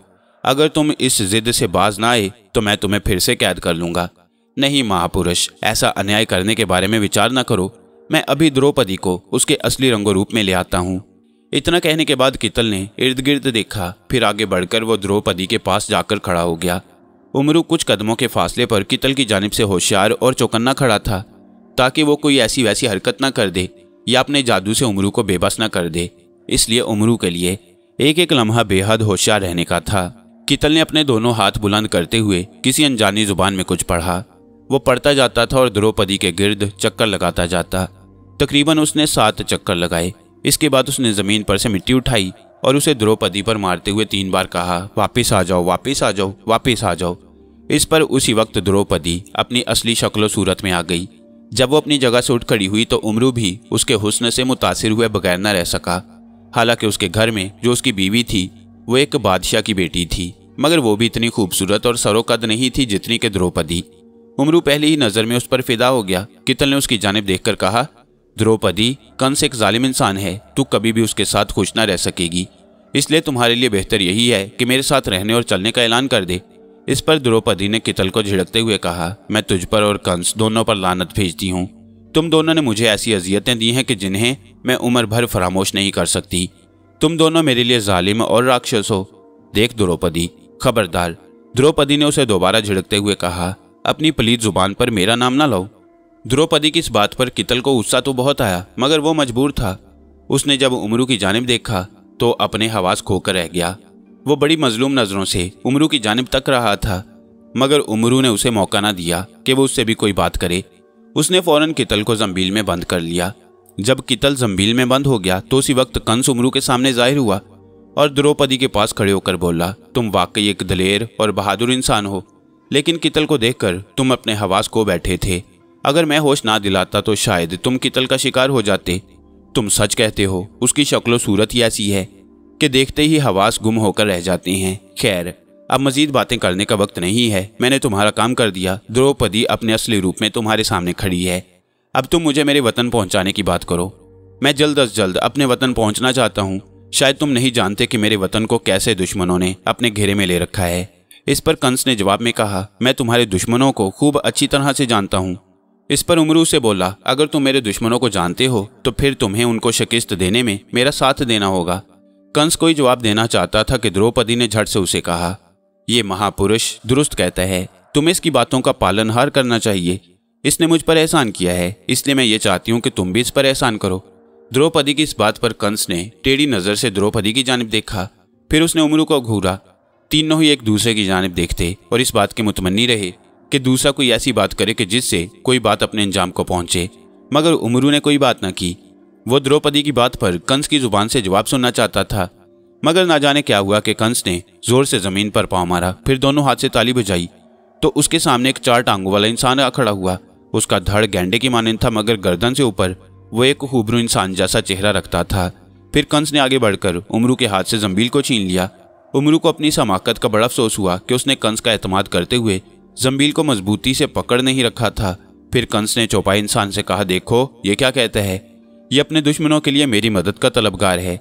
ये बेवकूफ़ इतना नहीं जानता कि जो लोग उसके दुश्मन हैं वो हमारी ही नस्ल और कबीला से ताल्लुक़ रखने वाले हैं। इस पर मैं इसकी मदद कैसे कर सकता हूँ। कंस कुछ और भी कहना चाहता था कि उमरू ने चिल्लाते हुए कहा, तुम एहसान फरामोश हो, धोखेबाज हो। यही तुम्हारी सरशत है और यहूदियों की भी यही सरशत है, इसलिए तुम दोनों एक ही हो। बेहिस इंसान, अब मुझे तुमसे किसी बात की कोई तवक्को नहीं। तुमने मेरी जंबील मुझसे छीन ली, कोई बात नहीं, मगर इस जंबील का मालिक खुद आकर तुमसे जंबील ले जाएगा। अब तेरा मुझसे कोई ताल्लुक नहीं, मैं जा रहा हूँ। उमरू की इस बात पर कंस ने जोर से कह कहा मारा, ऐसा खौफनाक और जोरदार कह कहा मारा कि गिरदो नवाह का पूरा इलाका गूंज उठा। कुर्बो ज्वार के दरख्तों में बैठे हुए कई परिंदे उड़ गए। फिर उसने गुस्सीली नजरों के साथ उमरू की जानिब घूरते हुए कहा, अब तुम कैसे जा सकते हो। मैं तो तुम्हें इस काबिल ही नहीं छोड़ूंगा कि तुम मेरे भाई बंदों के पास पहुंचकर उनसे लड़ाई झगड़ा करो। देखो इस इंसान नुमा चौपाई की जानिब देखो, ये मैंने खासकर तुम्हारे लिए बुलवाया है। ये तुम्हें ऐसी जगह लेकर पहुंचेगा कि जहां से तुम जीते जी वापस ना आ सकोगे।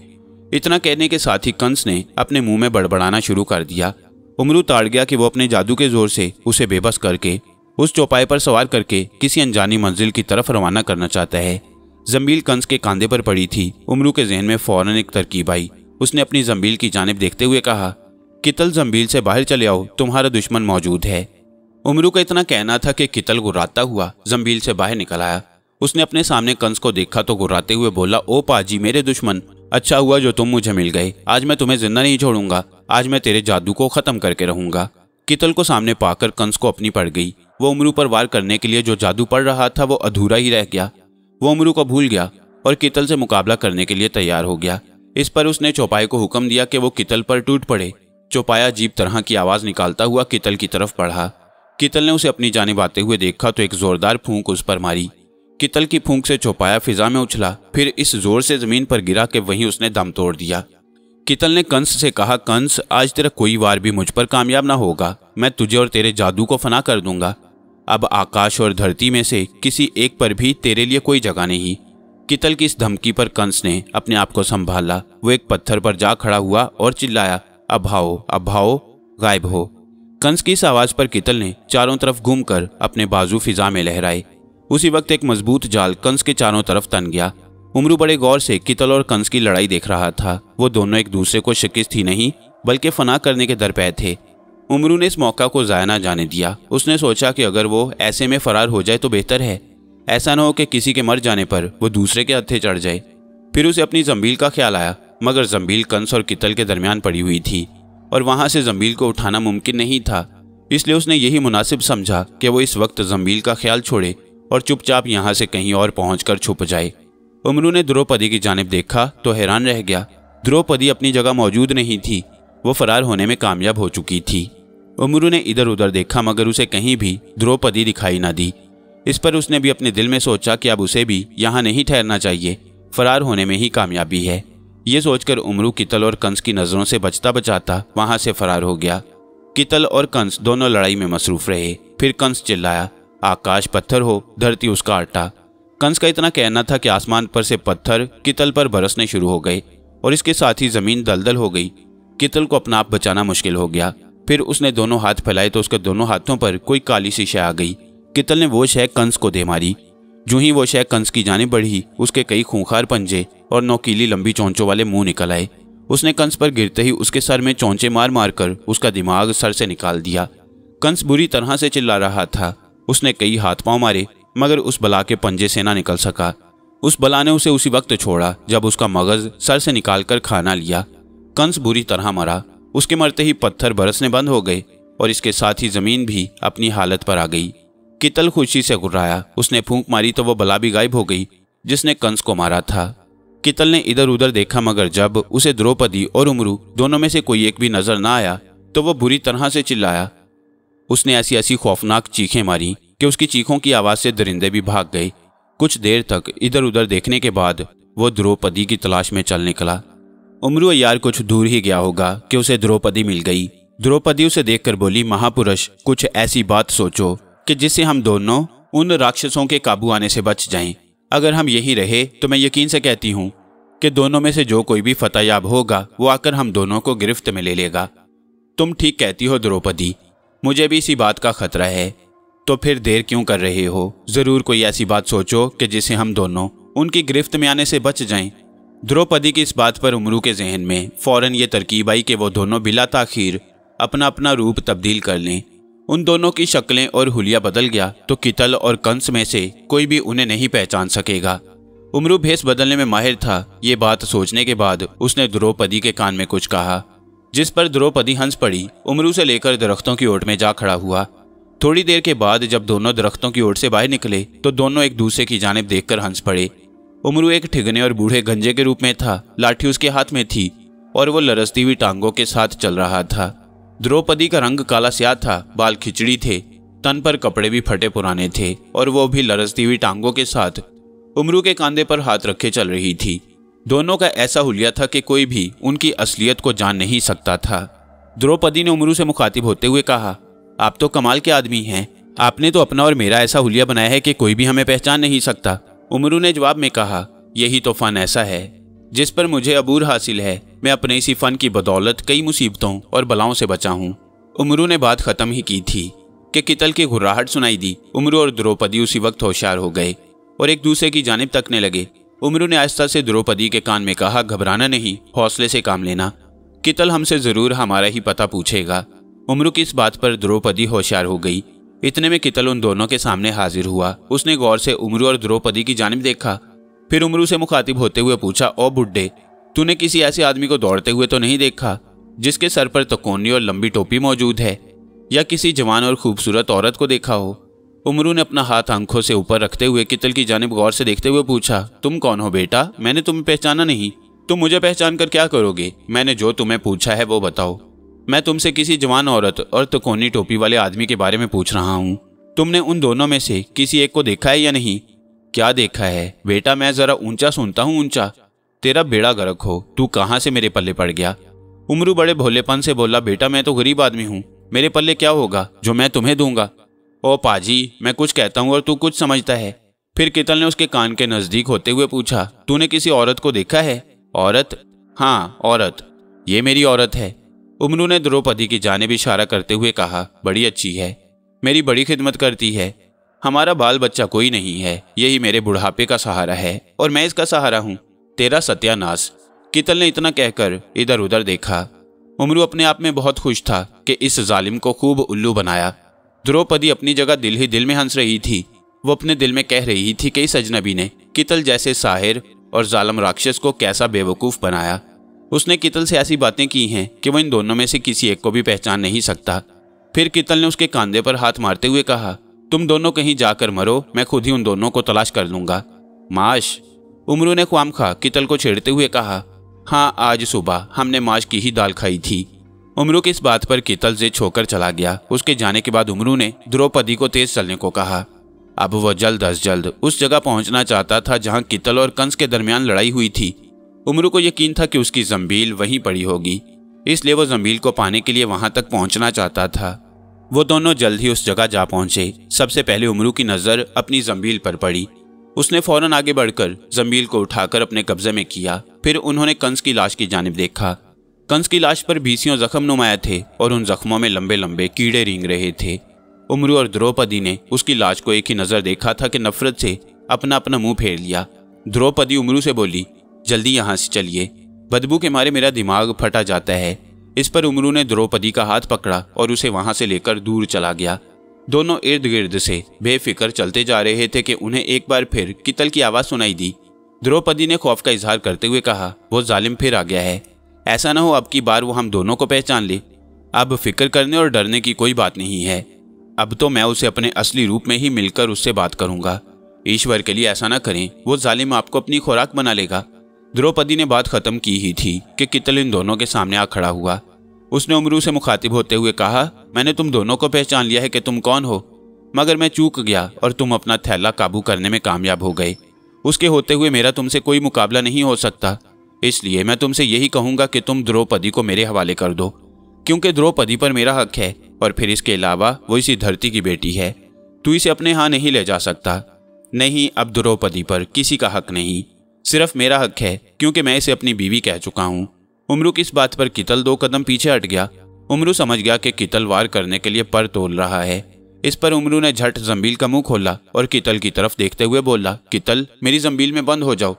उमरू की इस बात पर कितल ने बड़ी खौफनाक चीखें मारी। वो बुरी तरह से तड़पा। उसने अपने दाएं बाएं हाथ पांव चलाए। वह जंबील में कैद होना नहीं चाहता था, मगर उसकी कोई कोशिश भी कामयाब न हुई। पहले की तरह फिजा में उछला और जंबील में जा बंद हुआ। द्रौपदी ने बड़े गौर से उमरू के थैले और कितल को उसमें बंद होते देखा। उसने हैरान होते हुए उमरू से कहा, यह तो बहुत बड़े जादू का थैला है। अब इस थैले को बंद करके यहीं कहीं फेंक दो। इसे साथ लेकर नहीं चलना चाहिए। इस पर उमरू मुस्कुराया। फिर उसने थैले को उठाकर यूं अपने कांधे पर डाला जैसे उसका कोई वजन ही ना हो। द्रौपदी और भी हैरान हुई। उमरू ने उसे कहा, हैरान क्यों होती हो? ये वो थैला है कि जिसमें दुनिया भर की चीजें समा जाएं, मगर इस पर भी इसका कोई वजन ना हो। चलो अब इत्मीनान से चलते हैं। इस पर द्रौपदी चुपचाप उमरू के साथ चलने लगी। कुछ फासला तय करने के बाद उमरू ने द्रौपदी से कहा, द्रौपदी मैंने कितल से जो बात की थी वो तुमने सुनी थी? द्रौपदी ने उमरू की जानिब देखा, फिर दूर तक फैले हुए जंगल की तरफ देखते हुए बोली, हाँ मैंने सुनी थी। अब मैं तुम्हें छोड़कर कहीं नहीं जाना चाहती। अब मैं तुम्हारे साथ जीऊंगी और तुम्हारे साथ ही मरूंगी। तुमने जो फैसला किया है मुझे उससे इत्तफाक है। द्रौपदी की इस बात पर उमरू का दिल बाग बाग हो गया। दरअसल उमरू ने जिस वक्त द्रौपदी को पहली बार देखा था वो दिलो जान से उस पर आशिक हो गया और उसने उसी वक्त अपने दिल में अहद कर लिया कि वो द्रौपदी को हासिल करने की कोशिश करेगा। अगर वो द्रौपदी को हासिल करने में कामयाब हो गया तो वो उससे शादी भी कर लेगा। अब वो उसे हासिल कर चुका था, इसलिए उसने यही मुनासिब समझा कि जो कुछ द्रौपदी के बारे में उसके दिल में है वो कह ही दे तो अच्छा है। जब द्रौपदी जवाब दे चुकी तो उमरू ने खुश होते हुए कहा, तुमने बात करके मेरा दिल खुश कर दिया है। अब मैं तुमसे कोई बात भी छुपाना नहीं चाहता। इतना कहने के बाद उमरू ने द्रौपदी को अपने हालात से आगाह किया। अपने नाम और अपनी बीवी बल्कीस के बारे में भी उसे बताते हुए कहा, बल्कीस बहुत अच्छी औरत है। वो तुझे मेरे साथ देखकर खुश होगी, बुरा नहीं मनाएगी और ना ही तुझसे दुश्मनी रखेगी, लेकिन तुझे मुझसे शादी करने के लिए मुसलमान होना पड़ेगा। द्रौपदी ने शादी के जिक्र पर अपना सर झुका लिया और शर्म हया का इजहार करते हुए बोली, मैं तैयार हूँ। मैं आपकी खातिर इस्लाम कबूल करने के लिए तैयार हूँ। द्रौपदी की इस फैसलाकुन बात पर उमरू पहले से भी ज्यादा अपने दिल में खुश हुआ। चुनाचे उसने उसी वक्त द्रौपदी को कलमा तैयबा पढ़ाया। मुसलमान करने के बाद उसने द्रौपदी को इस्लाम के बारे में तफसील से बातें सुनाई। द्रौपदी ने बड़े गौर से उमरू की हर बात सुनी और उसे अपने जहन में बिठाया। इसी तरह बातें करते हुए उन्होंने अपना सफर तय कर लिया। रात पड़ने से पहले ही वो दोनों एक बस्ती में जा पहुंचे। इत्तफाक से उस बस्ती में चंद घराने मुसलमानों के भी थे। उमरू को जब इस बात का पता चला तो वो बहुत खुश हुआ। उसने आगे बढ़कर एक मुसलमान के घर का दरवाजा खटखटाया। उस घर में सुहेल नामे मुसलमान अपने बीवी बच्चों समेत रहता था। वो अरबी नस्ल था। चूंकि अभी तक उमरू और द्रौपदी ने अपना अपना रूप नहीं बदला था, इसलिए सुहेल जान ना सका कि वो कौन है, लेकिन इतनी बात वो समझ चुका था कि ये दोनों हिंदू हैं। इस पर सुहेल ने उमरू से मुखातिब होते हुए कहा, भाई हम अरब के रहने वाले मुसलमान हैं, हिंदू नहीं हैं। इस बस्ती के आखिर में चंद घराने हिंदुओं के हैं, आप वहां चले जाएं। इस पर उमरू ने जब फसी अरबी जुबान में सुहेल से गुफ्तगू की और उसे अपना तारुफ करवाया तो सुहेल बहुत खुश हुआ। अहलन व सहलन मरहबा कहते हुए उमरू से लिपट गया। बड़ी इज्जत से दोनों को अंदर लाया, इज्जत और एहतराम से बिठाया। सुहेल ही के घर उमरू की शादी द्रौपदी से हुई। उमरू ने उसका नाम लैला रखा। चंद दिनों तक वो दोनों सुहेल ही के घर रहे। फिर एक काफले के हमरा अपने वतन बसरा की जानिब रवाना हो गए। उमरू ने हिंद की सरजमीन छोड़ने से पहले कितल को एक बहुत बड़े दरिया में गर्क कर दिया। वो कितल को अपनी जंबील में बंद नहीं रखना चाहता था। काफले के जितने लोग भी थे उनमें से कोई भी फर्द बसरा जाने वाला नहीं था। वो सब के सब दूसरे शहरों के बाशिंदे थे। इसलिए जब वो काफला बसरा से कुछ फासले पर पहुंचा तो उन्होंने वहीं से दूसरा रास्ता इख्तियार करना था। तो काफला के सरदार ने बुलंद आवाज से लोगों को पुकारते हुए कहा कि जो शख्स बसरा जाना चाहता है वो यहीं से जुदा हो जाए और दाएं हाथ वाले रेत के टीले अबूर करके बसरा की हदूद में दाखिल हो जाए। इस पर उमरू ने वहीं काफला वालों से अलहदगी इख्तियार कर ली। उमरू के पास 2 घोड़े थे। उसने एक घोड़ा लैला को दे दिया और एक पर खुद सवार हो गया। इसके बाद दोनों काफला वालों से बड़े तपाक और मोहब्बत से रुखसत हुए। इसके बाद अल्लाह का नाम लेकर बसरा की जानिब चल पड़े। उमरू का घोड़ा आगे था और लैला का उसका पीछे। मान उमरू के घोड़े ने जोर जोर से हिनहिनाना शुरू कर दिया। उमरू ने उसे थपका और उस पर काबू पाना चाहा, मगर घोड़ा था कि काबू में आता ही नहीं था। अलबत्ता लैला का घोड़ा बड़े सुकून से चल रहा था। तंग आकर उमरू अपने घोड़े से नीचे उतर पड़ा और उसकी बाग जोर से खींची। इस पर घोड़ा पूरी कुव्वत से फिजा में उछला और उमरू के हाथ से उसकी बाग छूट गई। बाग के छूटते ही उमरू का घोड़ा हवा हो गया उमरू उसी वक्त लैला के घोड़े पर सवार हुआ, मगर उसके घोड़े ने ऐसी दौलती मारी कि दोनों उस पर से नीचे गिर पड़े। इस पर उमरू का घोड़ा नजरों से ओझल हो गया। उमरू ने अफसोस का इजहार करते हुए कहा, मुझे घोड़े के जाने का इतना अफसोस नहीं जितना कि जंबील का है, क्योंकि जंबील उसी घोड़े की काठी के साथ बंधी हुई थी। इस पर लैला को बहुत अफसोस हुआ और बोली, ये तो बहुत ही बुरा हुआ। ना जाने इन घोड़ों को हुआ क्या है कि सवार को पीठ पर बर्दाश्त ही नहीं कर रहे। यकीनन मेरा घोड़ा बसरा शहर की हदूद में दाखिल होगा और वहीं उसे कोई पकड़ लेगा। इंशाल्लाह जब हम भी बसरा पहुंचेंगे तो अपने घोड़े को पालेंगे। मुझसे बसरा छुपा हुआ नहीं है, मैं उसके चप्पा चप्पा से आगा हूँ, मगर अब तुमसे बसरा छुप गया है। किसी की गैबी आवाज पर उमरू चौंक पड़ा। लैला ने भी इधर उधर देखना शुरू कर दिया। कौन है ये? लैला ने उमरू से पूछा।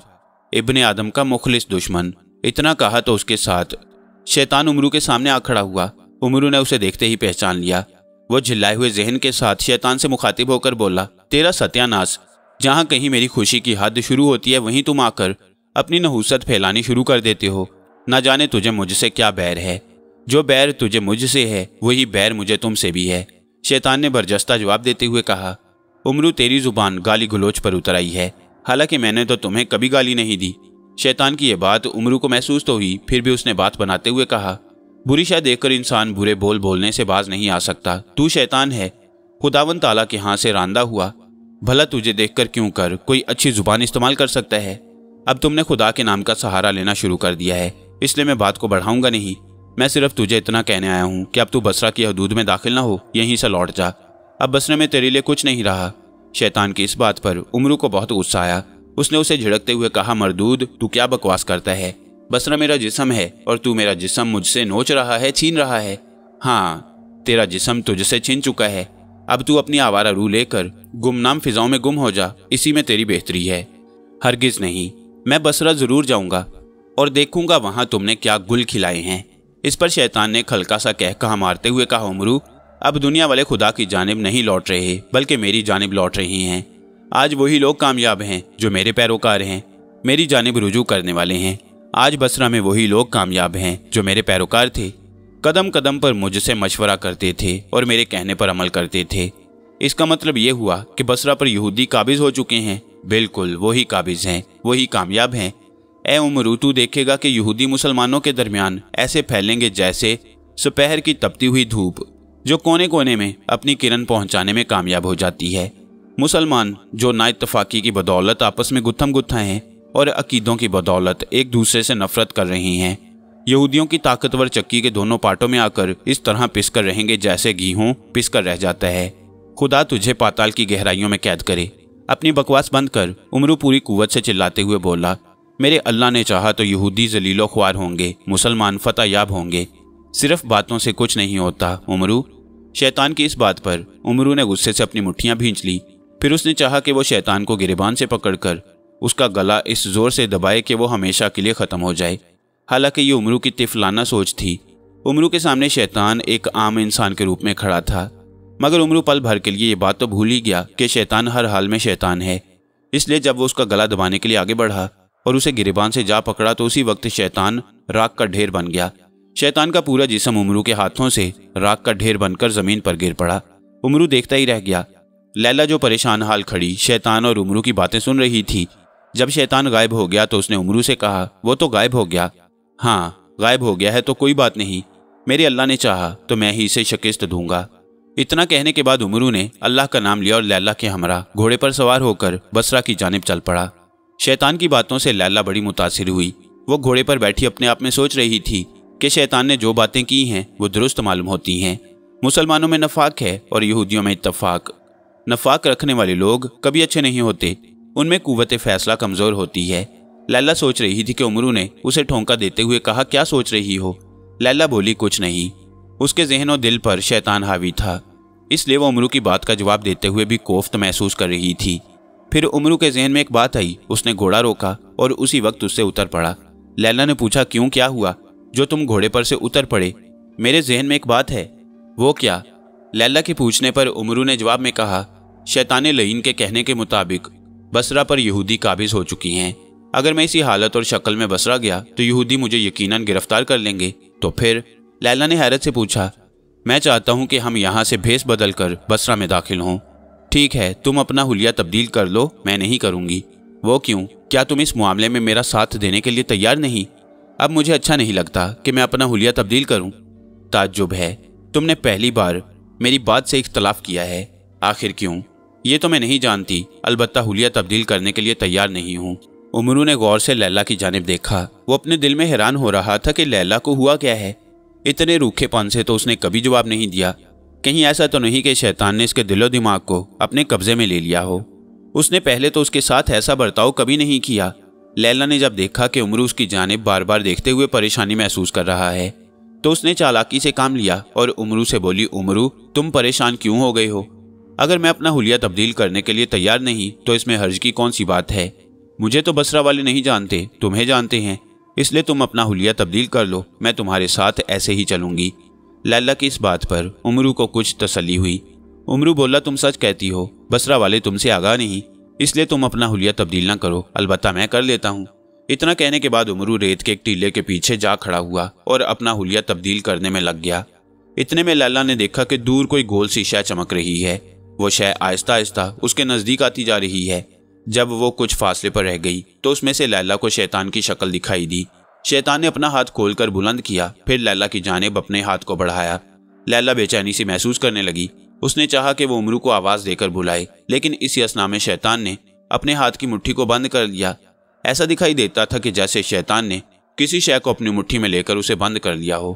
اسی وقت لیلا کی بے چینی دور ہو گئی اور وہ محبت بھری نظروں سے شیطان کی جانب دیکھنے لگی۔ شیطان لیلا کا دل اپنے قبضے میں کرنے میں کامیاب ہو گیا۔ پھر آہستہ آہستہ شیطان کی شکل معدوم ہوتی گئی اور وہ گول سی شے بھی دور ہوتی گئی۔ پھر لیلا کے دیکھتے ہی دیکھتے وہ سب کچھ اس کی نظروں سے غائب ہو گیا۔ لیلا کو نہ جانے کیا مل گیا تھا کہ وہ اپنے آپ میں بے پناہ خوشی محسوس کر رہی تھی۔ اتنے میں امرو اپنا حلیہ تبدیل کر کے آ گیا۔ اس نے مصر کے کسی عیسائی نوجوان کا روپ بدلا ہوا تھا۔ لیلا اسے دیکھ کر ہنسی اور بولی، امرو ایک وقت آئے گا کہ تمہیں اپنے حلیہ کے ساتھ دل بھی تبدیل کرنا پڑے گا۔ امرو گھوڑے پر سوار ہوتے ہوئے بولا، یہ ناممکن ہے۔ امرو کا دل اپنے ارادوں میں چٹان کی طرح مضبوط ہے، اسے آسانی سے تبدیل نہیں کیا جا سکتا۔ اس پر لیلا نے جواب میں کہا، کبھی کبھی مضبوط چٹانیں بھی ٹوٹ پھوٹ جایا کرتی ہیں، اس لیے کسی بات کا دعویٰ نہیں کرنا چاہیے۔ امرو نے گھوڑے کو ایڑ لگائی اور اس کے ساتھ اس نے لیلا کی بات کا جواب دیتے ہوئے کہا، اس انسان کے دعووں میں یقیناً مضبوطی ہوتی ہے جس کا اللہ تعالیٰ کی ذات پر ایمان پختہ ہوتا ہے۔ لیلا نے امرو کی اس بات کا کوئی جواب نہیں دیا۔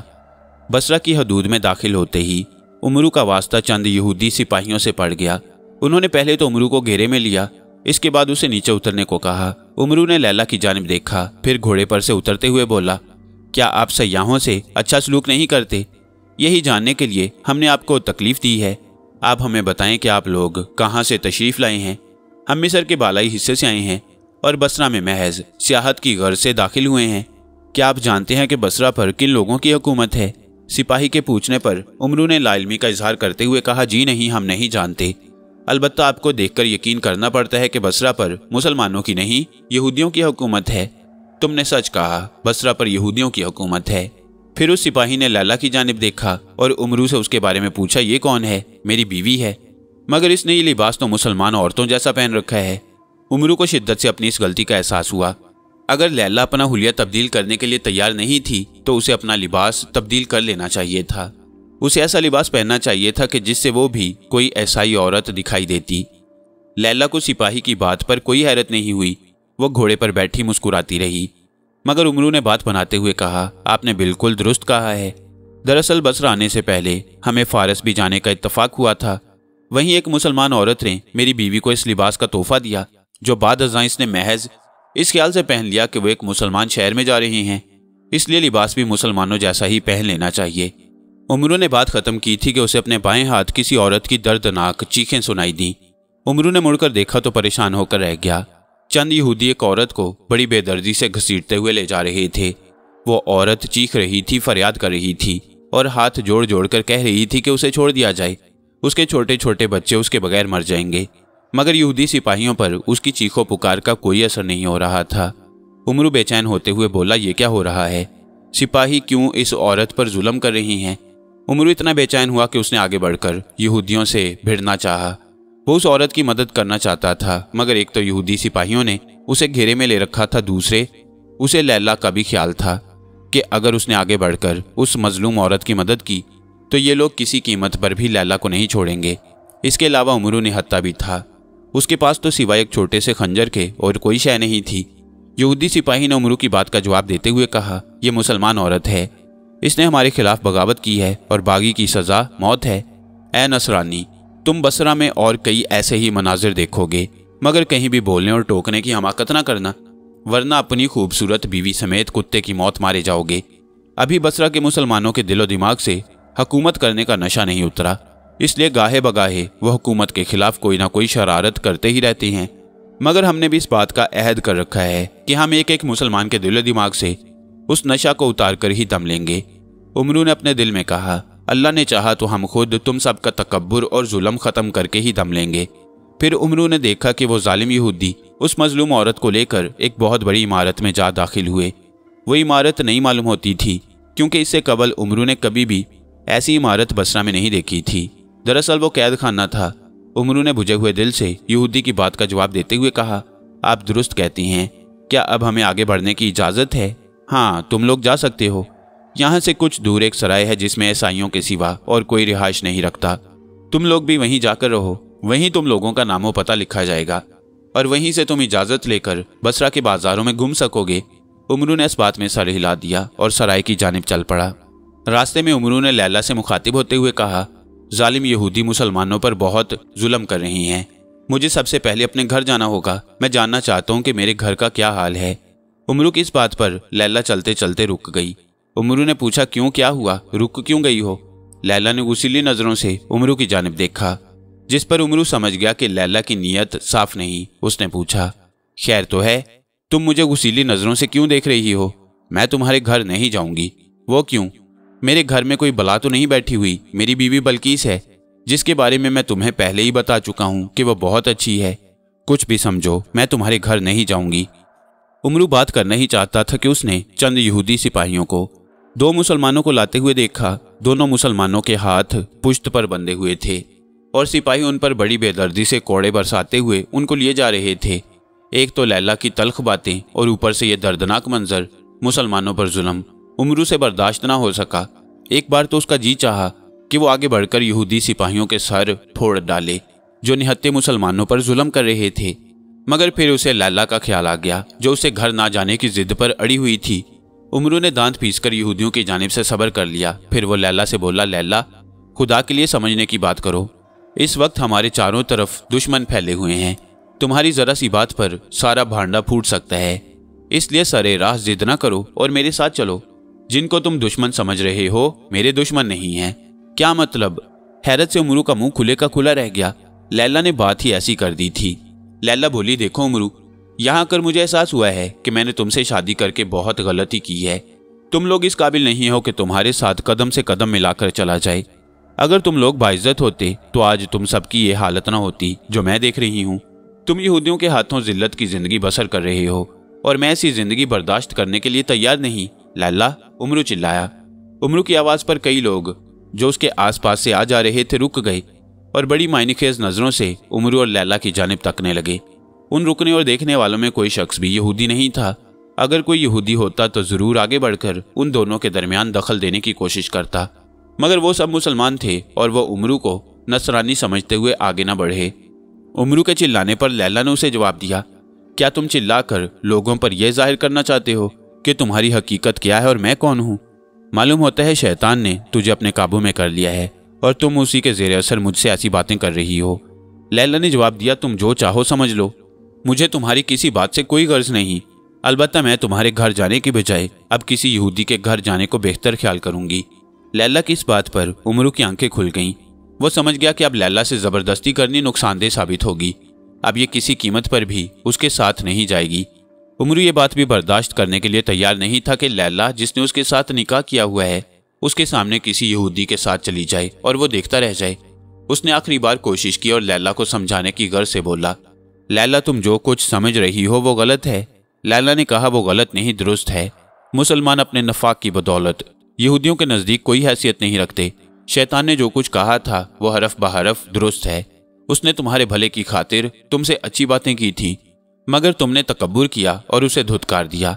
لیلا کی ان باتوں پر عمرو نے اپنے خنجر پر ہاتھ مضبوط کر دیا۔ وہ اس سے بولا، شیطان کی خالہ، اب میں خود بھی تمہیں اپنے پاس رکھنے کے لیے تیار نہیں، اور نہ ہی یہ بات برداشت کرنے کے لیے تیار ہوں کہ تم کسی یہودی کے ساتھ چلی جاؤ۔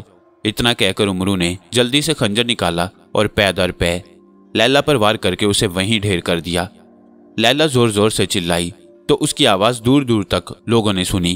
یہودیوں نے بھی اس کی چیخو پکار کو سن لیا۔ پہلے تو انہوں نے یہی سمجھا کہ شاید کسی مسلمان عورت کو سزا دی جا رہی ہے، مگر جب سرے راہ ایک عورت کو قتل ہوتے ہوئے دیکھا تو وہ عمرو کو گرفتار کرنے کی غرض سے اس کی جانب دوڑ پڑے، مگر عمرو ان کے ہاتھ نہ لگا۔ وہ لیلا کو جان سے مارنے کے بعد ایسا ہوا ہوا کہ یہودی اس کی گرد کو بھی نہ پہنچ سکے۔ عمرو نے فرار ہونے کے بعد اپنے آپ کو ایک یہودی کے روپ میں بدل دیا۔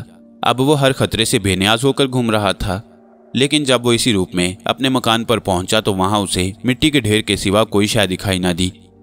ظالموں نے عمرو کے مکان کو گرانے کے بعد اس پر حل بھی چلوا دیے۔ عمرو کو اپنے مکان کی بربادی کے ساتھ ہی بلکہ اس کا خیال آیا، یقیناً ظالم یہودی اسے گرفتار کر کے لے گئے ہوں گے۔ اگر انہوں نے اسے گرفتار کیا ہوگا تو جان سے ضرور مار دیا ہوگا۔ عمرو کے دل میں انتقام کے شعلے بھڑک اٹھے۔ اس نے خونخوار نظروں سے اپنے چاروں طرف دیکھا، مگر اسے اپنے ارد گرد کوئی بھی یہودی دکھائی نہ دیا۔ البتہ چند مسلمان تھے جو اسے بری طرح سے گھور رہے تھے۔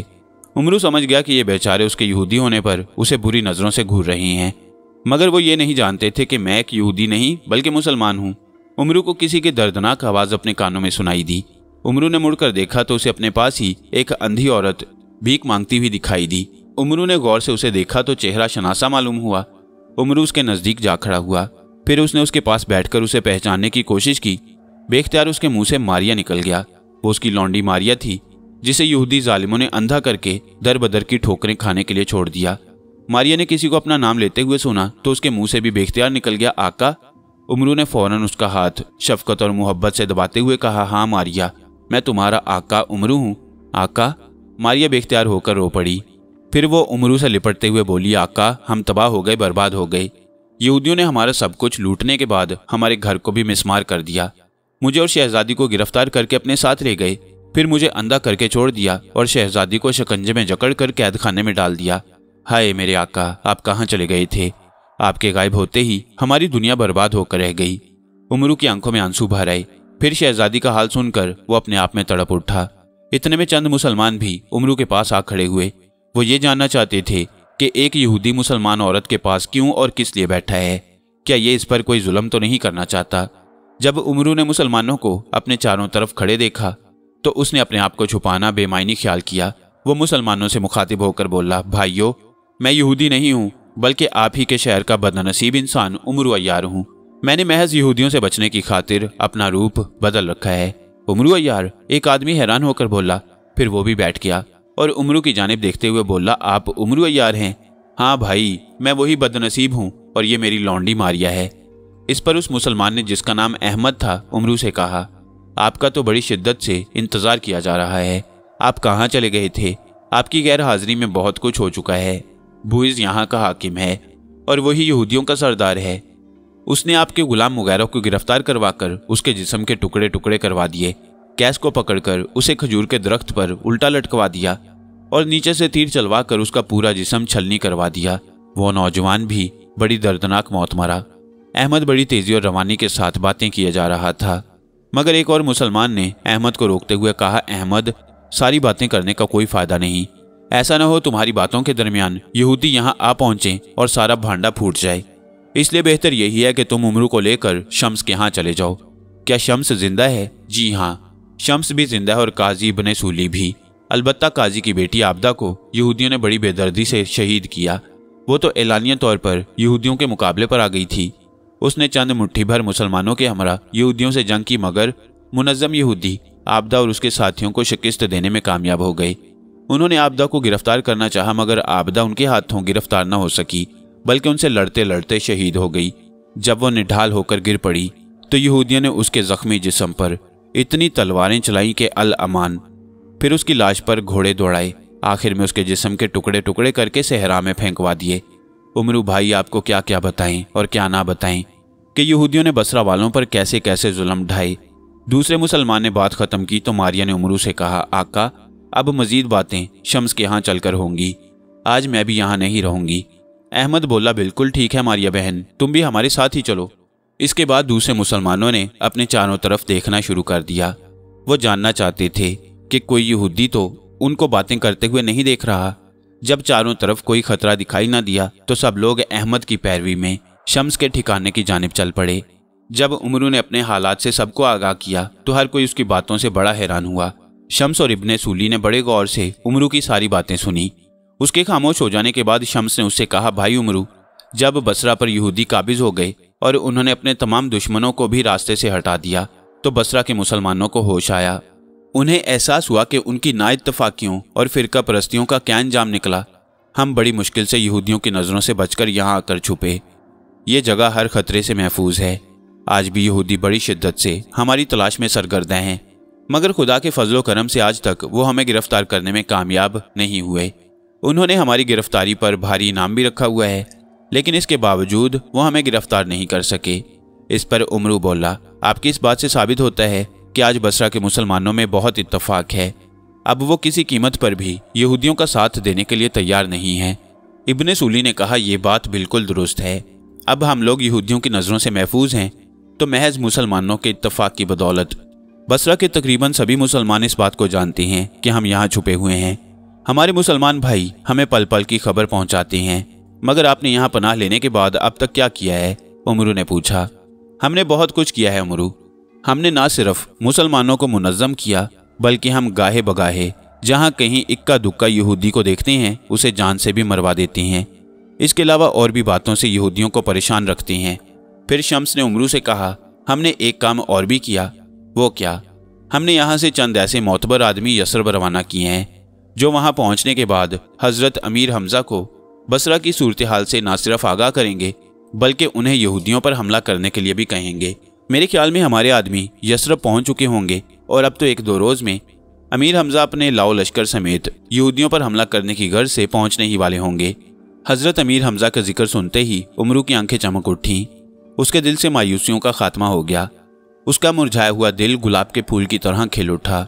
उसने मरहबा कहते हुए कहा, आपने बिल्कुल दुरुस्त किया। इंशाअल्लाह जब अमीर हमज़ा मुसलमानों के बारे में जानेंगे कि वो यहूदियों की गुलामी में बदतरीन दिन गुजार रही हैं तो वो एक पल के लिए भी यसरब नहीं रुकेंगे, फ़ौरन यहाँ पहुँचने की कोशिश करेंगे। खुदा की कसम मेरी भी यही ख्वाहिश थी कि अमीर को बसरा के हालात से आगाह किया जाए। अच्छा हुआ मेरे कहने से पहले ही आपने वो सब कुछ कर लिया जो मैं करना चाहता था। उमरू ने बात ख़त्म की कि पनाहगाह से बाहर तलवारें चलने की आवाज़ें सुनाई दी।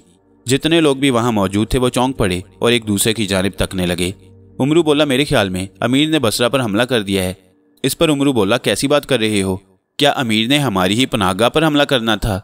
मेरे ख्याल में यहूदियों को किसी तरह से हमारी पनाहगाह का पता चल गया है और उन्होंने यहाँ पहुंचकर हमारे आदमियों पर हमला कर दिया है जो पहरा पर मौजूद थे। उमरू की बात अभी ख़त्म नहीं हुई थी कि एक मुसलमान बाहर से दौड़ा हुआ आया। वो ज़ख्मी था। उसने उमरू से मुखातिब होते हुए कहा, यहूदियों ने हमला कर दिया है, यहूदियों ने। इतना कहते ही वो गिर पड़ा। उसके पुश्त पर किसी यहूदी ने खंजर दे मारा था। उसके गिरते ही बेशुमार यहूदी पनाहगाह में दाखिल हो गए।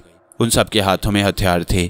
पनाहगाह में जितने मुसलमान मौजूद थे वो लड़ने मरने के लिए तैयार हो गए, मगर इब्ने सूली ने उनको रोकते हुए कहा, रुक जाओ, इस वक्त जंग करके हमें कुछ हासिल ना होगा। इसलिए बेहतर यह है कि हम हथियार डाल दें और खुदा की रजा पर अपनी गर्दनें झुका दें। मगर उमरू ने चिल्लाकर कहा, यह बुज़दिली है इब्ने सूली। मुसलमान का ये शेवा नहीं कि वो दुश्मन को देखकर अपने हथियार फेंक दे। हमें जुर्रत से काम लेना होगा। हमें मुजाहिदों की तरह मैदान में उतरना चाहिए। खुदा की कसम, अगर तुम सब ने हथियार डाल दिए तो उमरू हरगिज हथियार नहीं डालेगा। मैं तन्हा यहूदियों के खिलाफ लड़ता हुआ जान दे दूंगा, मगर पीछे नहीं हटूंगा। उमरू के इस मुजाहिदाना ललकार पर कई मुसलमान लड़ने मरने के लिए तैयार हो गए।